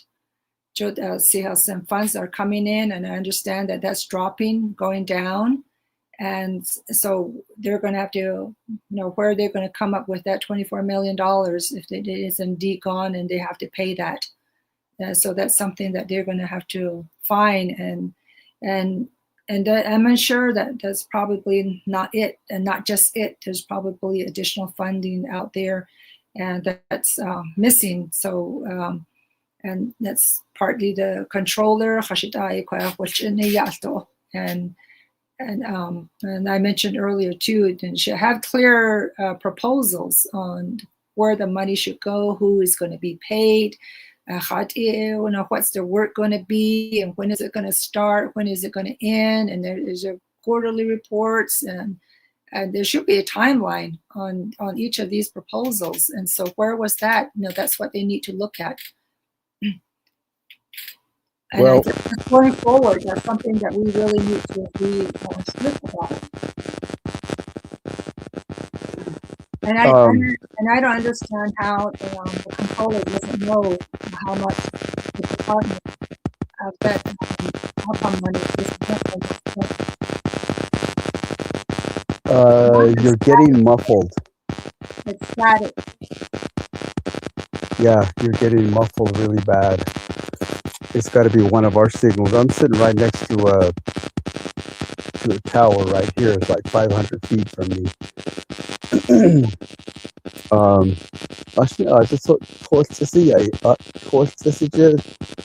Cell phone tower. Oh, I remember I said that's what happens. So I said I was going to be in Albuquerque where the Wi-Fi. Yeah, there's apps. You're coming in very clear. I don't hear that static on this side, but I'm getting people are saying the static is really, really bad. I'm sitting right here next to a tower, so it's not on my end. Can you hear me? Can you hear me? Maybe shuffle your. Can you hear me now? Yeah, I can hear you. It's clear now. Okay. All right. Well, let me. Maybe it's me. I don't know. But anyway, you don't think that there's a problem? There is something fundamentally wrong. And I ask this of all my interviews. something fundamentally wrong that needs to be corrected. Because right now, I was listening to a council delegate, Eugenia Charles Newton, and she said herself, she said, yes, the council has all the power. Adient ost and nata. And Heisha Hoto, Otto Heisha Ying Zilko. That's how he told me. Well, she could do that. What do you think that law is?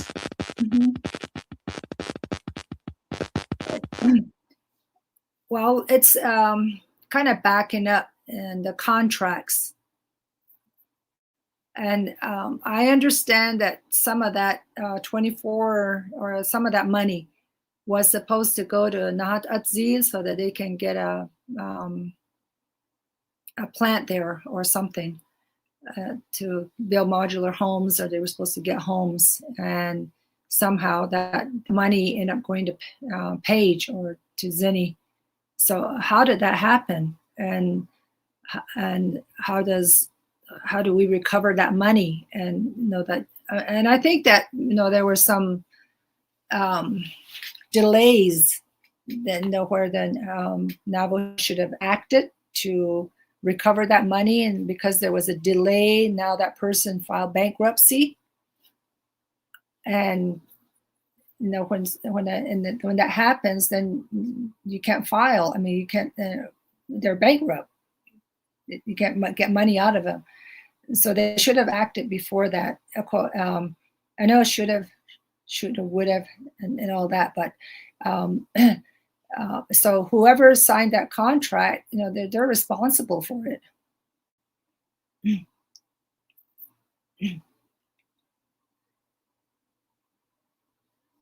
Okay, you went away.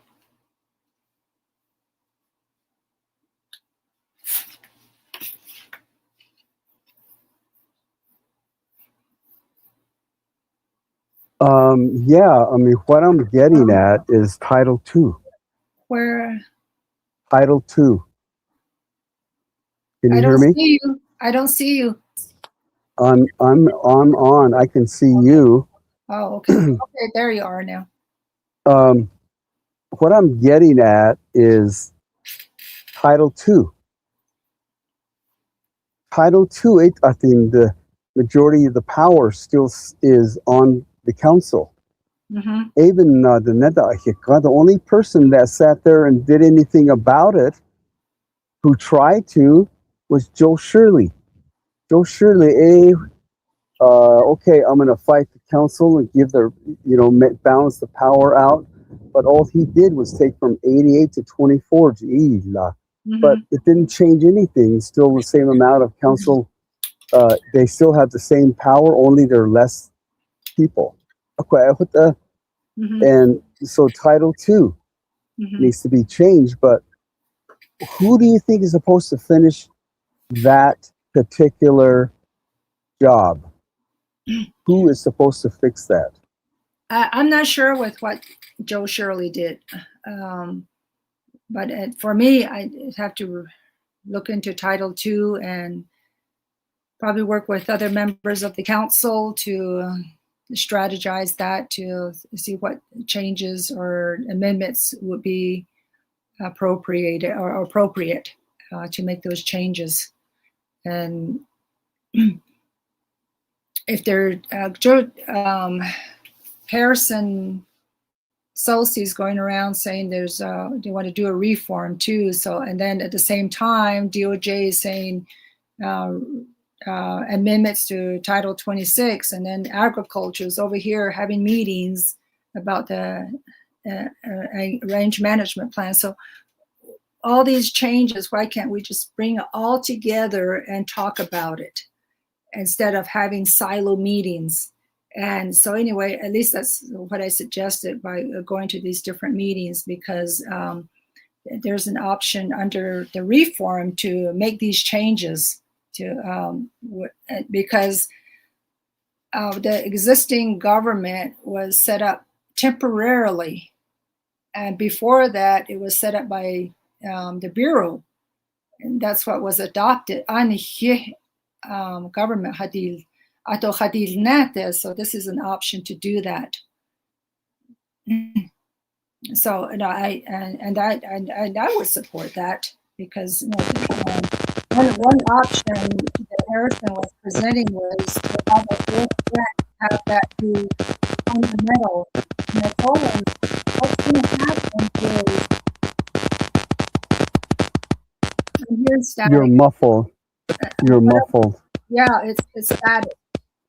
So what I told them is, well, the executive, legislative, and judicial, what's going to happen is, if it involves fundamental, all these three are going to point over here. There's enough finger pointing already.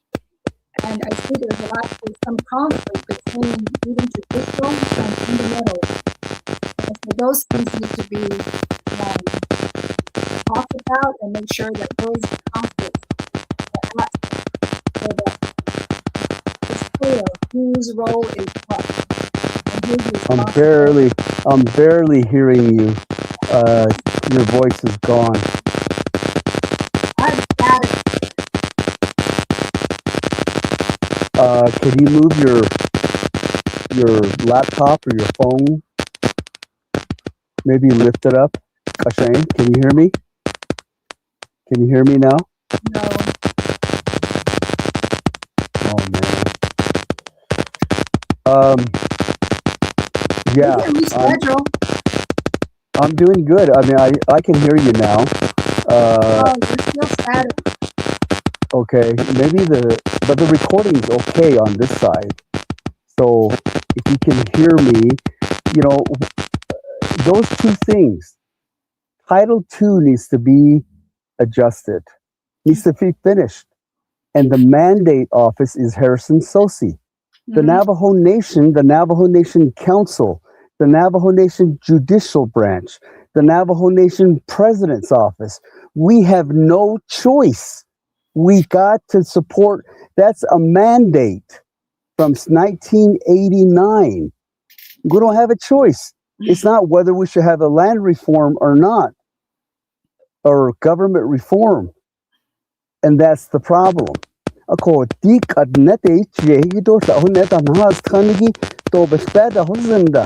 They think, oh yeah, Harrison Sosa's coming up with some weird plan and we're going to run with it. No, Harrison is not coming up with a weird plan. Harrison is doing what he's been asked to do by the original council that established that.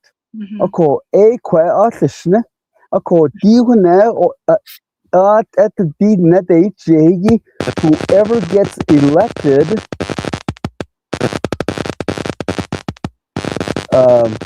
they need to understand that. And it's a crying shame that majority of these people think that, people are telling me that it's, they're telling me I need to move away from the tower. So can you hear me okay now? Yeah. Okay, go ahead. Yeah, well, back in 96 to 98, I was a vice president from Sanalsti. We started, before that, there was audit of the chapters, because there were a lot of complaints about whose responsibility was what with the council, atnáozt'i'í, and the chapter. So that we started working on that. We went to a lot of public hearings, the chapters and agency councils, to see what their input would be. So we started working on Title 26, what became Title 26. And I thought some people were saying that, on here, let's apply for these monies, and we want to operate like a city or a county. So, that what came was the certification process and the five management systems, because the chapters needed to prove that they could abide by those account for all the funds. And so anyway, that's what became Title 26. And so anyway, and I worked on that, the earlier stages of that. Chapter to make sure that everything's being accounted for, and that came under the community development or government development, and that out of that Harrison's office was created to eventually do the government development. Now they're calling it reform.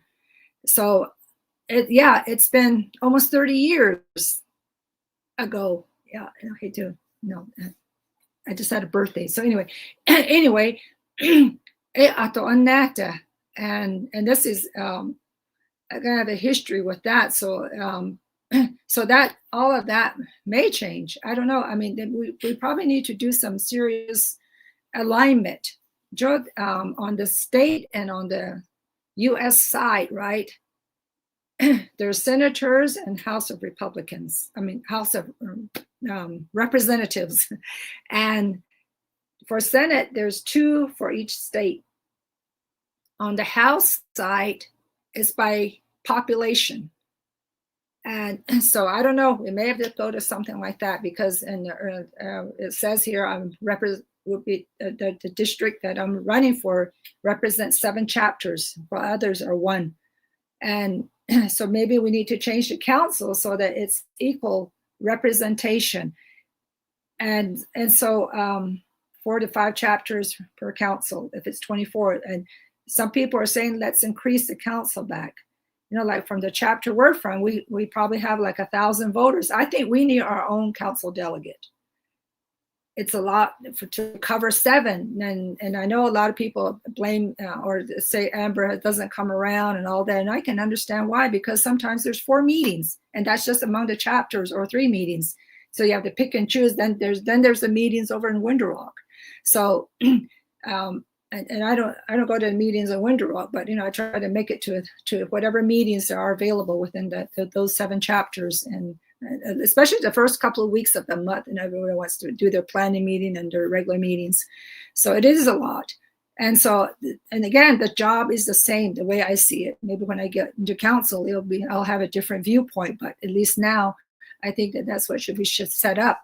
And on the state side, they meet the beginning of the year, right? And these are New Mexico's 30 days, 90 days, 30 days, 90 days. They're alternating every year. And they just do the legislations, appropriate the budgets, and then they go back to their own businesses. So instead of hearing reports month after month after month, week after week after week, you can read reports and follow up with the programs if there are any questions. And this might be like, really off the wall thought, but that's an option as part of the reform that I don't see in Harrison's plan. And then the chapters could be more the population representation, and right. The chapter management doing the administration of the laws that were passed, and taking care of the budget. So I don't know, that might be a far-fetched idea and might be off the wall, but and I just don't see how anything can get done with just back and forth. And I find I've gone before council before, and then they'll say, well, you need 13 copies of this, and so we're there with 13 copies to distribute, right? And then a program will come in empty-handed, no handouts, and it's like, well, you're a program, how come you don't present the copies? And so it's they're not compliant like that in a sense. So anyway, I don't know, maybe this way they might be more willing to share their information or where they are with their program projects or spending. Yeah. Well, here's my thought, and I truly believe it because I already told you this. I think there was a first delegation in 1996, 95, somewhere around there. I was hired to do the first publication.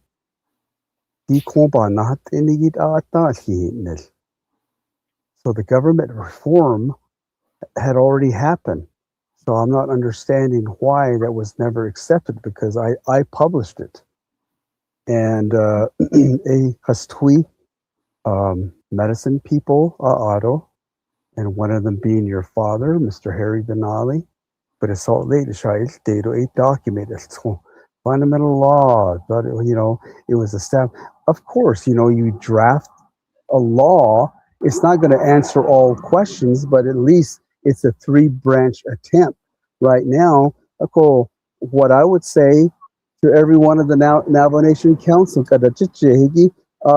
every one of the presidential candidates, get your head together with Harrison Sosi and get this and even the judicial branch. Get your freaking heads together and help Harrison Sosi finish this whole deal. So Harrison Sosi, everybody in the 3-branch government should finish this project.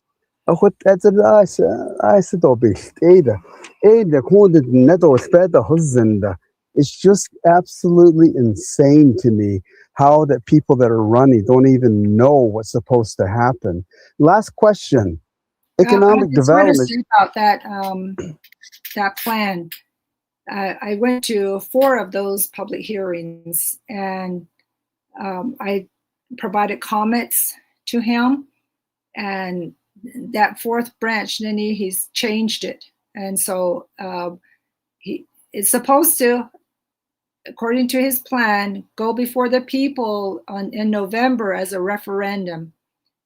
So if more votes come out in favor of the reform during that referendum, so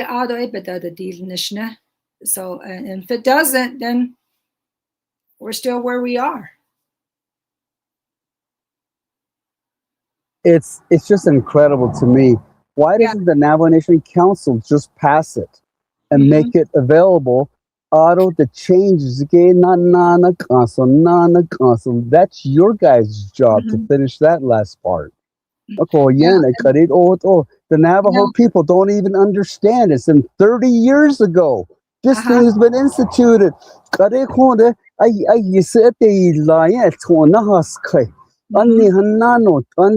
Oh my gosh, Harrison Sosi's on some sort of a communist sort of attempt to rechange the government. No, he's supposed to do what he's doing, what he's supposed to do. Yeah, well, there's one way to change the legislation is through, like you said, through council. The other way, since that didn't happen, now it's going to referendum. Like you said, because the council didn't do anything. So if the council can do something, then the other option is referendum. So that's where we are. Like you said, the council didn't do anything.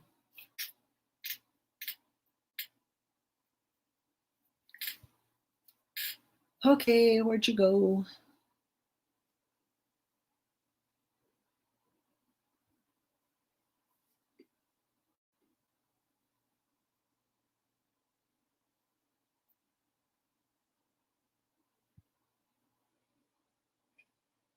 Sorry, that was on me. I pushed the wrong button.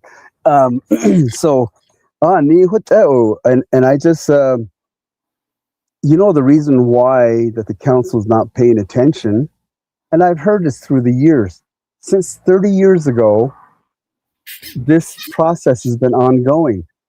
Some of them even propose they're not going to fund government development anymore because that's going to take away their power, the council.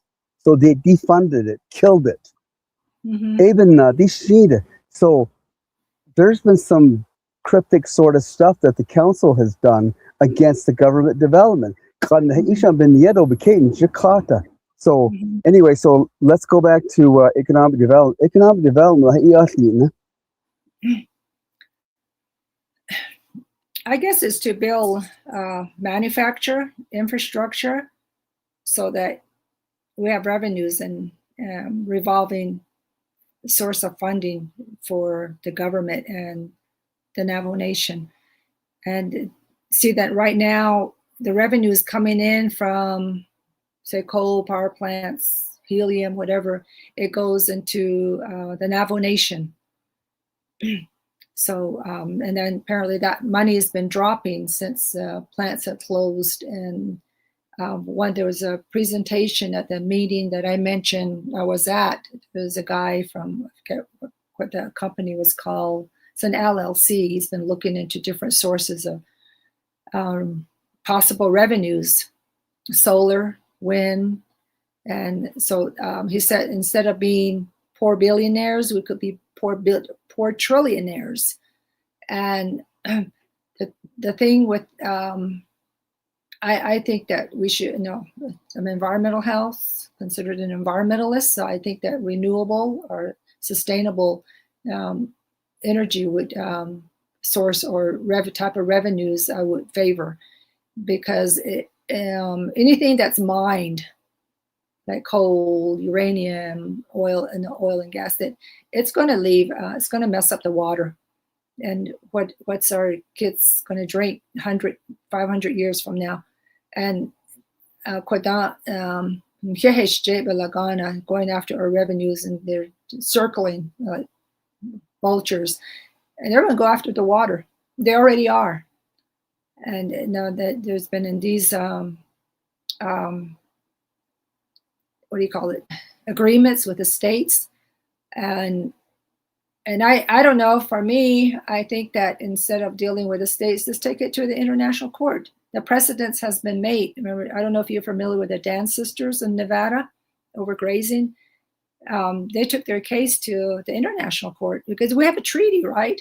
We have a treaty, nation to nation. Just take it to the Navajo Nation court. Why are we dealing with the states? I don't know, this might be radical, but if you look at it from the international standpoint, we have a treaty with the United States, not the states. And so I'm not sure why, if we're talking, from a treaty perspective, why we're going to the Supreme Court. Why don't we go to the Navajo Nation court or the international? Because, like I said, that precedence has been made. So I think that we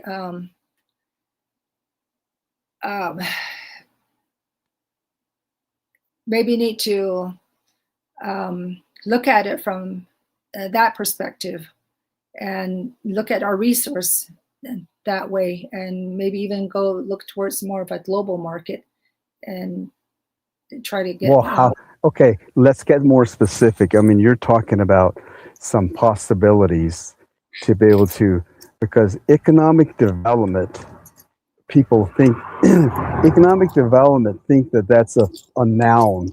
To me, economic development is a verb. It's an action. And by action, meaning that you invest in your people. And the government should not be in business. The government should not be in business. That's why I disagree with the ranchers. That's why I disagree with the enterprises. And I disagree with the central government, state or federal, taking away what the central or what a chapter wants to do with their resources.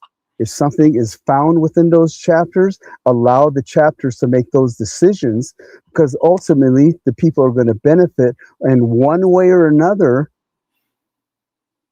Eventually, the United States is going to say, screw this. We're not going to sit here. We're going to take, what do they call it? That domain. What do you call it?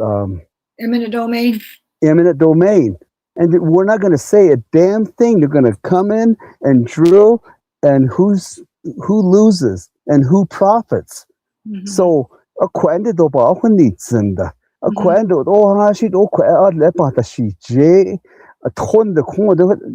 mean, water is water, and now water has already been depleted over in Arizona. And what we have left is probably like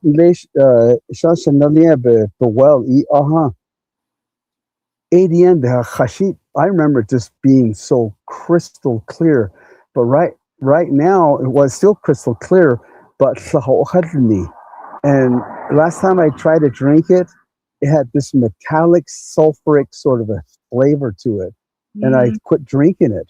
And all of these lands are already done, but to be able to reverse this thing, that's where the action, what I want to hear. That's what I keep hearing, but in the place, Hey, shay, Haro, shay, base on not all. Navajo Nation, Quaned, Nanahas, Tani, they don't lack, they lack business knowledge.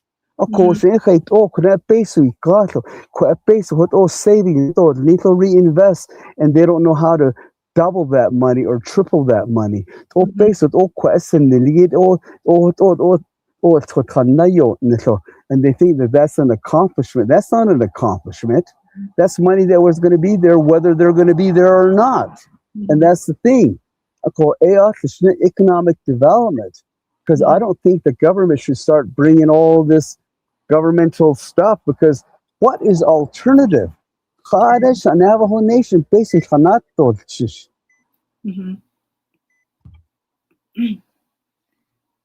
I think they're looking at energy office right now. At least that was in the presentation. And yeah, but who's going to run that? That's now you're talking about the government. Yeah, that government shouldn't be. That's not going to provide anything for the people. I think that it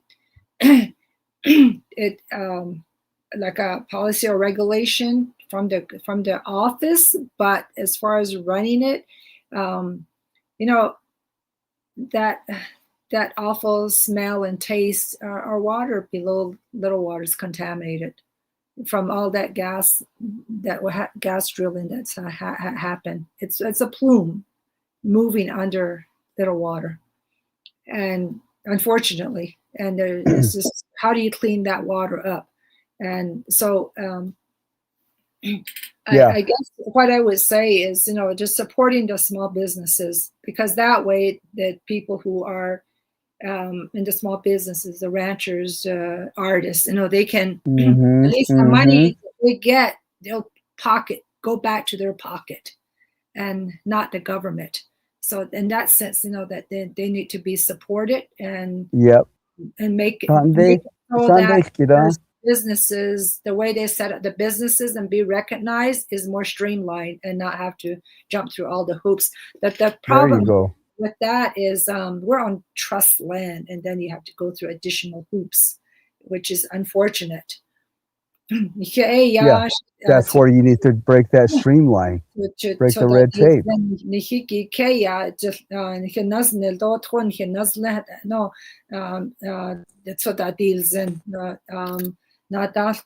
Haltsooí, and in that sense, it's in Hinihikeya, but in Kwadat, Belagani, Navajo Nation, it trust land. It's not your land. No. So then it just makes it hard for people to set up businesses. So we just have to streamline that somehow. I mean, and now with with the computer technology and all that, you could set up a business doing work through your computer from your home, and like building web bases or podcasts, or I do contracting, doing evaluation. So things like that you could do without having and there's a lot of opportunity, data entry. I know people has their opinions about AI, but and I don't support data centers. I mean, not in this area, because we don't have the water to do so. If they want to put it over in the coast of California, no, we'll go ahead. But it's at least that's how my feeling about data centers. But and I see AI. I mean, there's no turning back. They're even promoting that in government. Thinking because they'll cut down the time to get products out. Of course, you have to check it, make sure the information it's spitting back at you is correct. But I think that it's an opportunity for small businesses, if that's the direction you want to go. There's a law on the Navajo Nation. It's called the Navajo Business Opportunity Act. What is it? I think it's a Navajo preference, and to support, I think there's different levels of that. There's like 51% and then 100%, And so you just kind of have to be careful with those that are 51%. I think that's the situation that we got into with Zinni Homes and some of the other agriculture contracts that from a few years ago. So if it's really 100%, I would support it, but then 51%, I would question who's behind that. Yeah, I'll guarantee you. I mean, I'm glad you brought that up because that's true. I'll tell you one thing. I would love to see a mandate for every tribal employee, every elected leader to be schooled in their basic requirement to be a tribal employee. Mm-hmm. Because that says Navajo Nation's money, contract, they should go to the Navajo people first. Mm-hmm. And then second is who, if there's none available. I'll guarantee you that Zinni Home would have never happened because the vetting process is that 1, 2, 3, 4 case in it. So be thinking about that. Okay, closing comment. Dr. BENALLY, go ahead.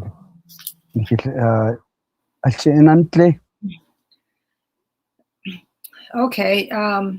Kodo atnáozt'i'í. I introduced myself earlier, but on Inchlet Khanisani Bashichin. Kiani dash another door to the genie dash che, what is Staninchna. Ado towards us at the Ashavan, a Shanalians, King Shape and Nasha Ade. Ajani na, but Shike Yaha, but Anitan Linia, Twahasket, Holia Ade Kehete. I'm joining you from Valdidas in Albuquerque because I mentioned to Cal that even though I have signal in Little Water, sometimes it glitches out, and I wanted to make sure that I had good signal. And my son lives here in Albuquerque, and he's got Wi-Fi. I'm a veteran, so or at least some people might not think I'm a veteran, but that's another story. But I have appointments here in Adeshitliluat, and I'm also some of my supporters wanted to form a committee for my campaign, and so we're going to have a rally. You're welcome to come. It's at Little Water at Ronald Begay's residence. He lives a mile and a half east of that gas station store, Dino Store, where that dinosaur is.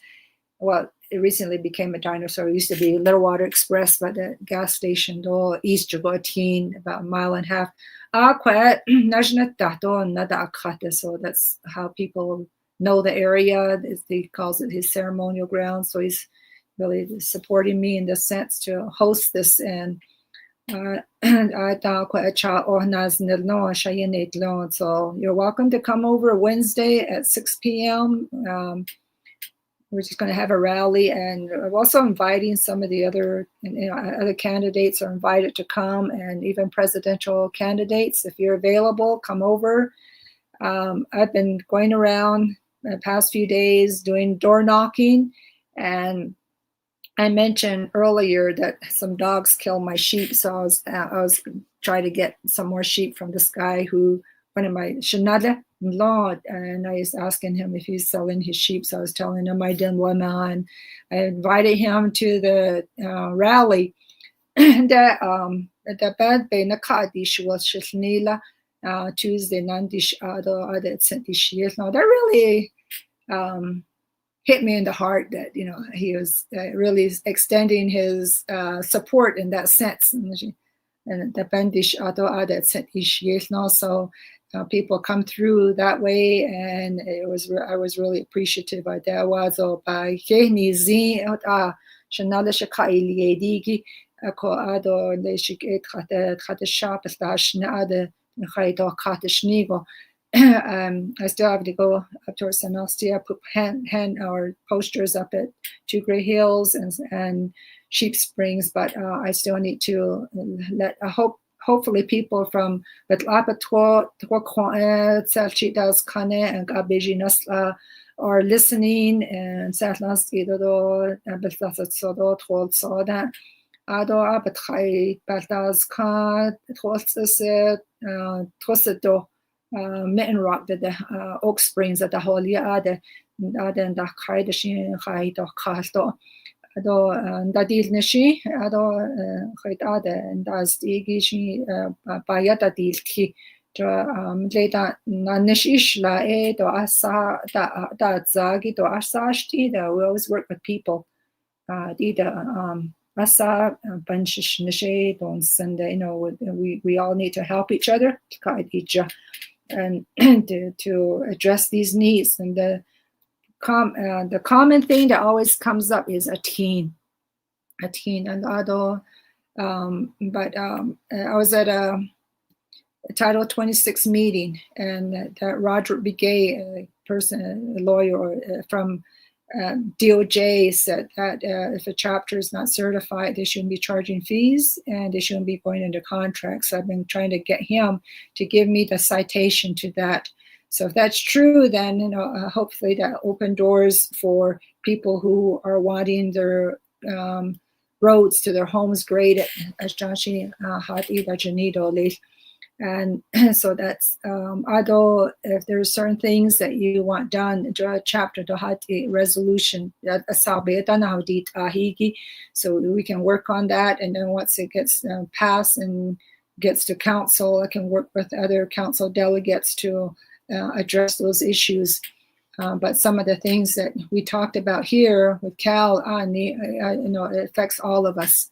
And I did mention, like for healthcare, it's a national crisis, and that we're short in medical providers, and so that we have to really work on that recruitment and grow our own. So if you're out there in school and support each other, and hopefully I did get a question about how much the council make, and I just said, well, I think the code says 24,000, and I know I'm retired, I'm doing okay, so I had mentioned that I might just put that towards a scholarship for somebody who really wants to learn in Hizad and support them in that sense. Although also in atnáozt'i'í, at least learn a song. Hey, I was told when I was younger, or through work, I go travel. At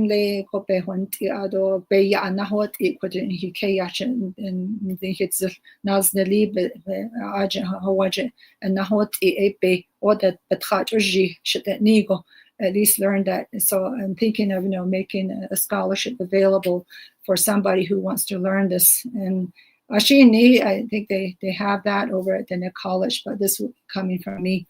So because that's how I truly think that we need to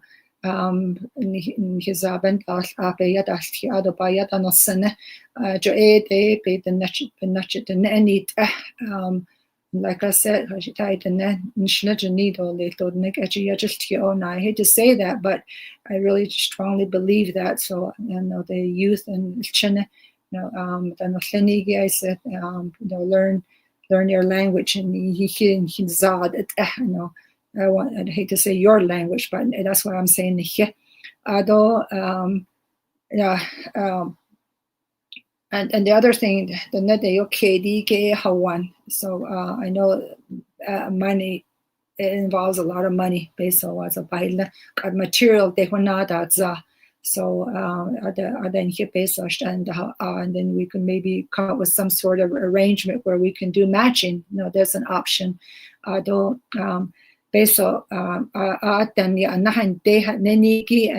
so we have to look at where we can save, where there are duplicated services, is or silos.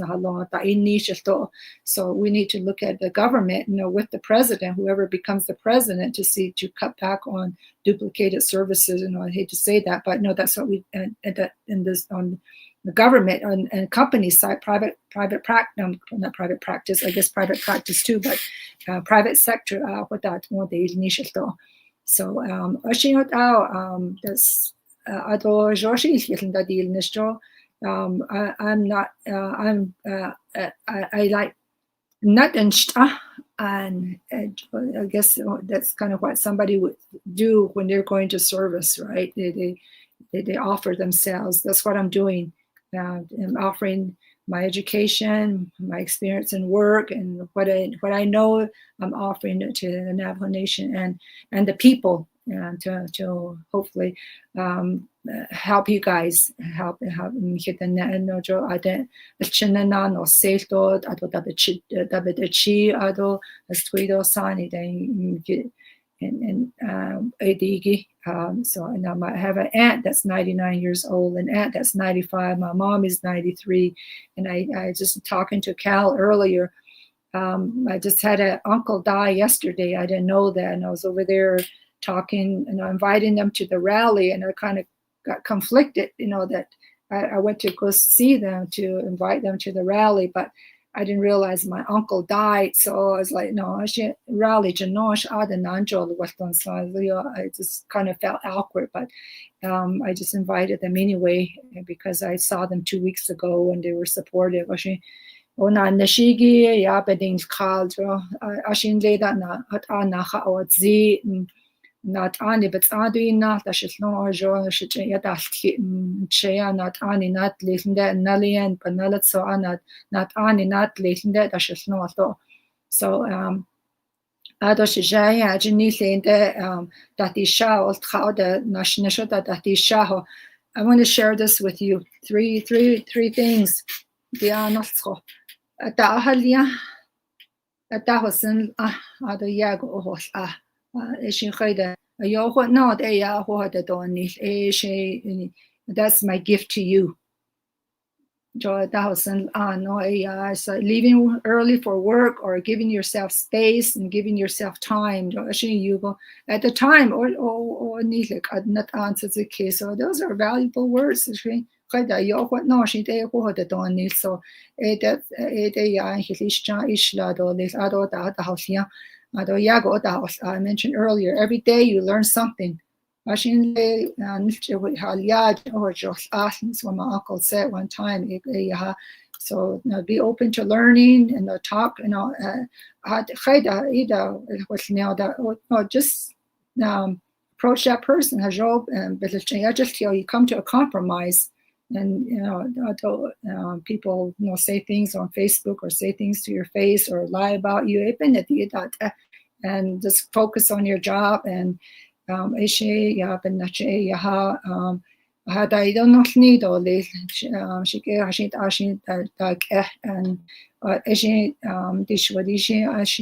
but not she had also using all this. I should have she as not at the card or she get a hit so. She just get I hidden snow that can't just in there. You talk about things and come to a settlement, come to a compromise. That's what I use in my work and the teams that I work with throughout my years. And sometimes you don't have everything your way, and sometimes you do. So a lot of times it's in between. So so I think I'll just close here and again come to the rally, and I still need to schedule something out at Cove, Beclabito, and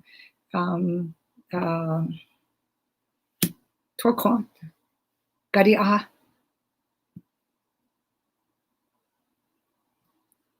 There you have it, Dr. Christine J. BENALLY. She's running for, she's a Senate, all those chapters. There's a lot to mention there, but 7. Ako, kaya nanda shnido le shada ako. Kaya lana coin jadwise zrago. It's go. What all that nita. Ilingo. Ako with all auto, especially for your time. Oh, it's just FYI. Oh, it's in a lot that is right now. It's amazing. Mm-hmm. And I want to thank all you listeners out there. Wow. If you guys have come through, thank you. So, again, thank you, Christine. Have a good evening. Oh, go that out, yeah.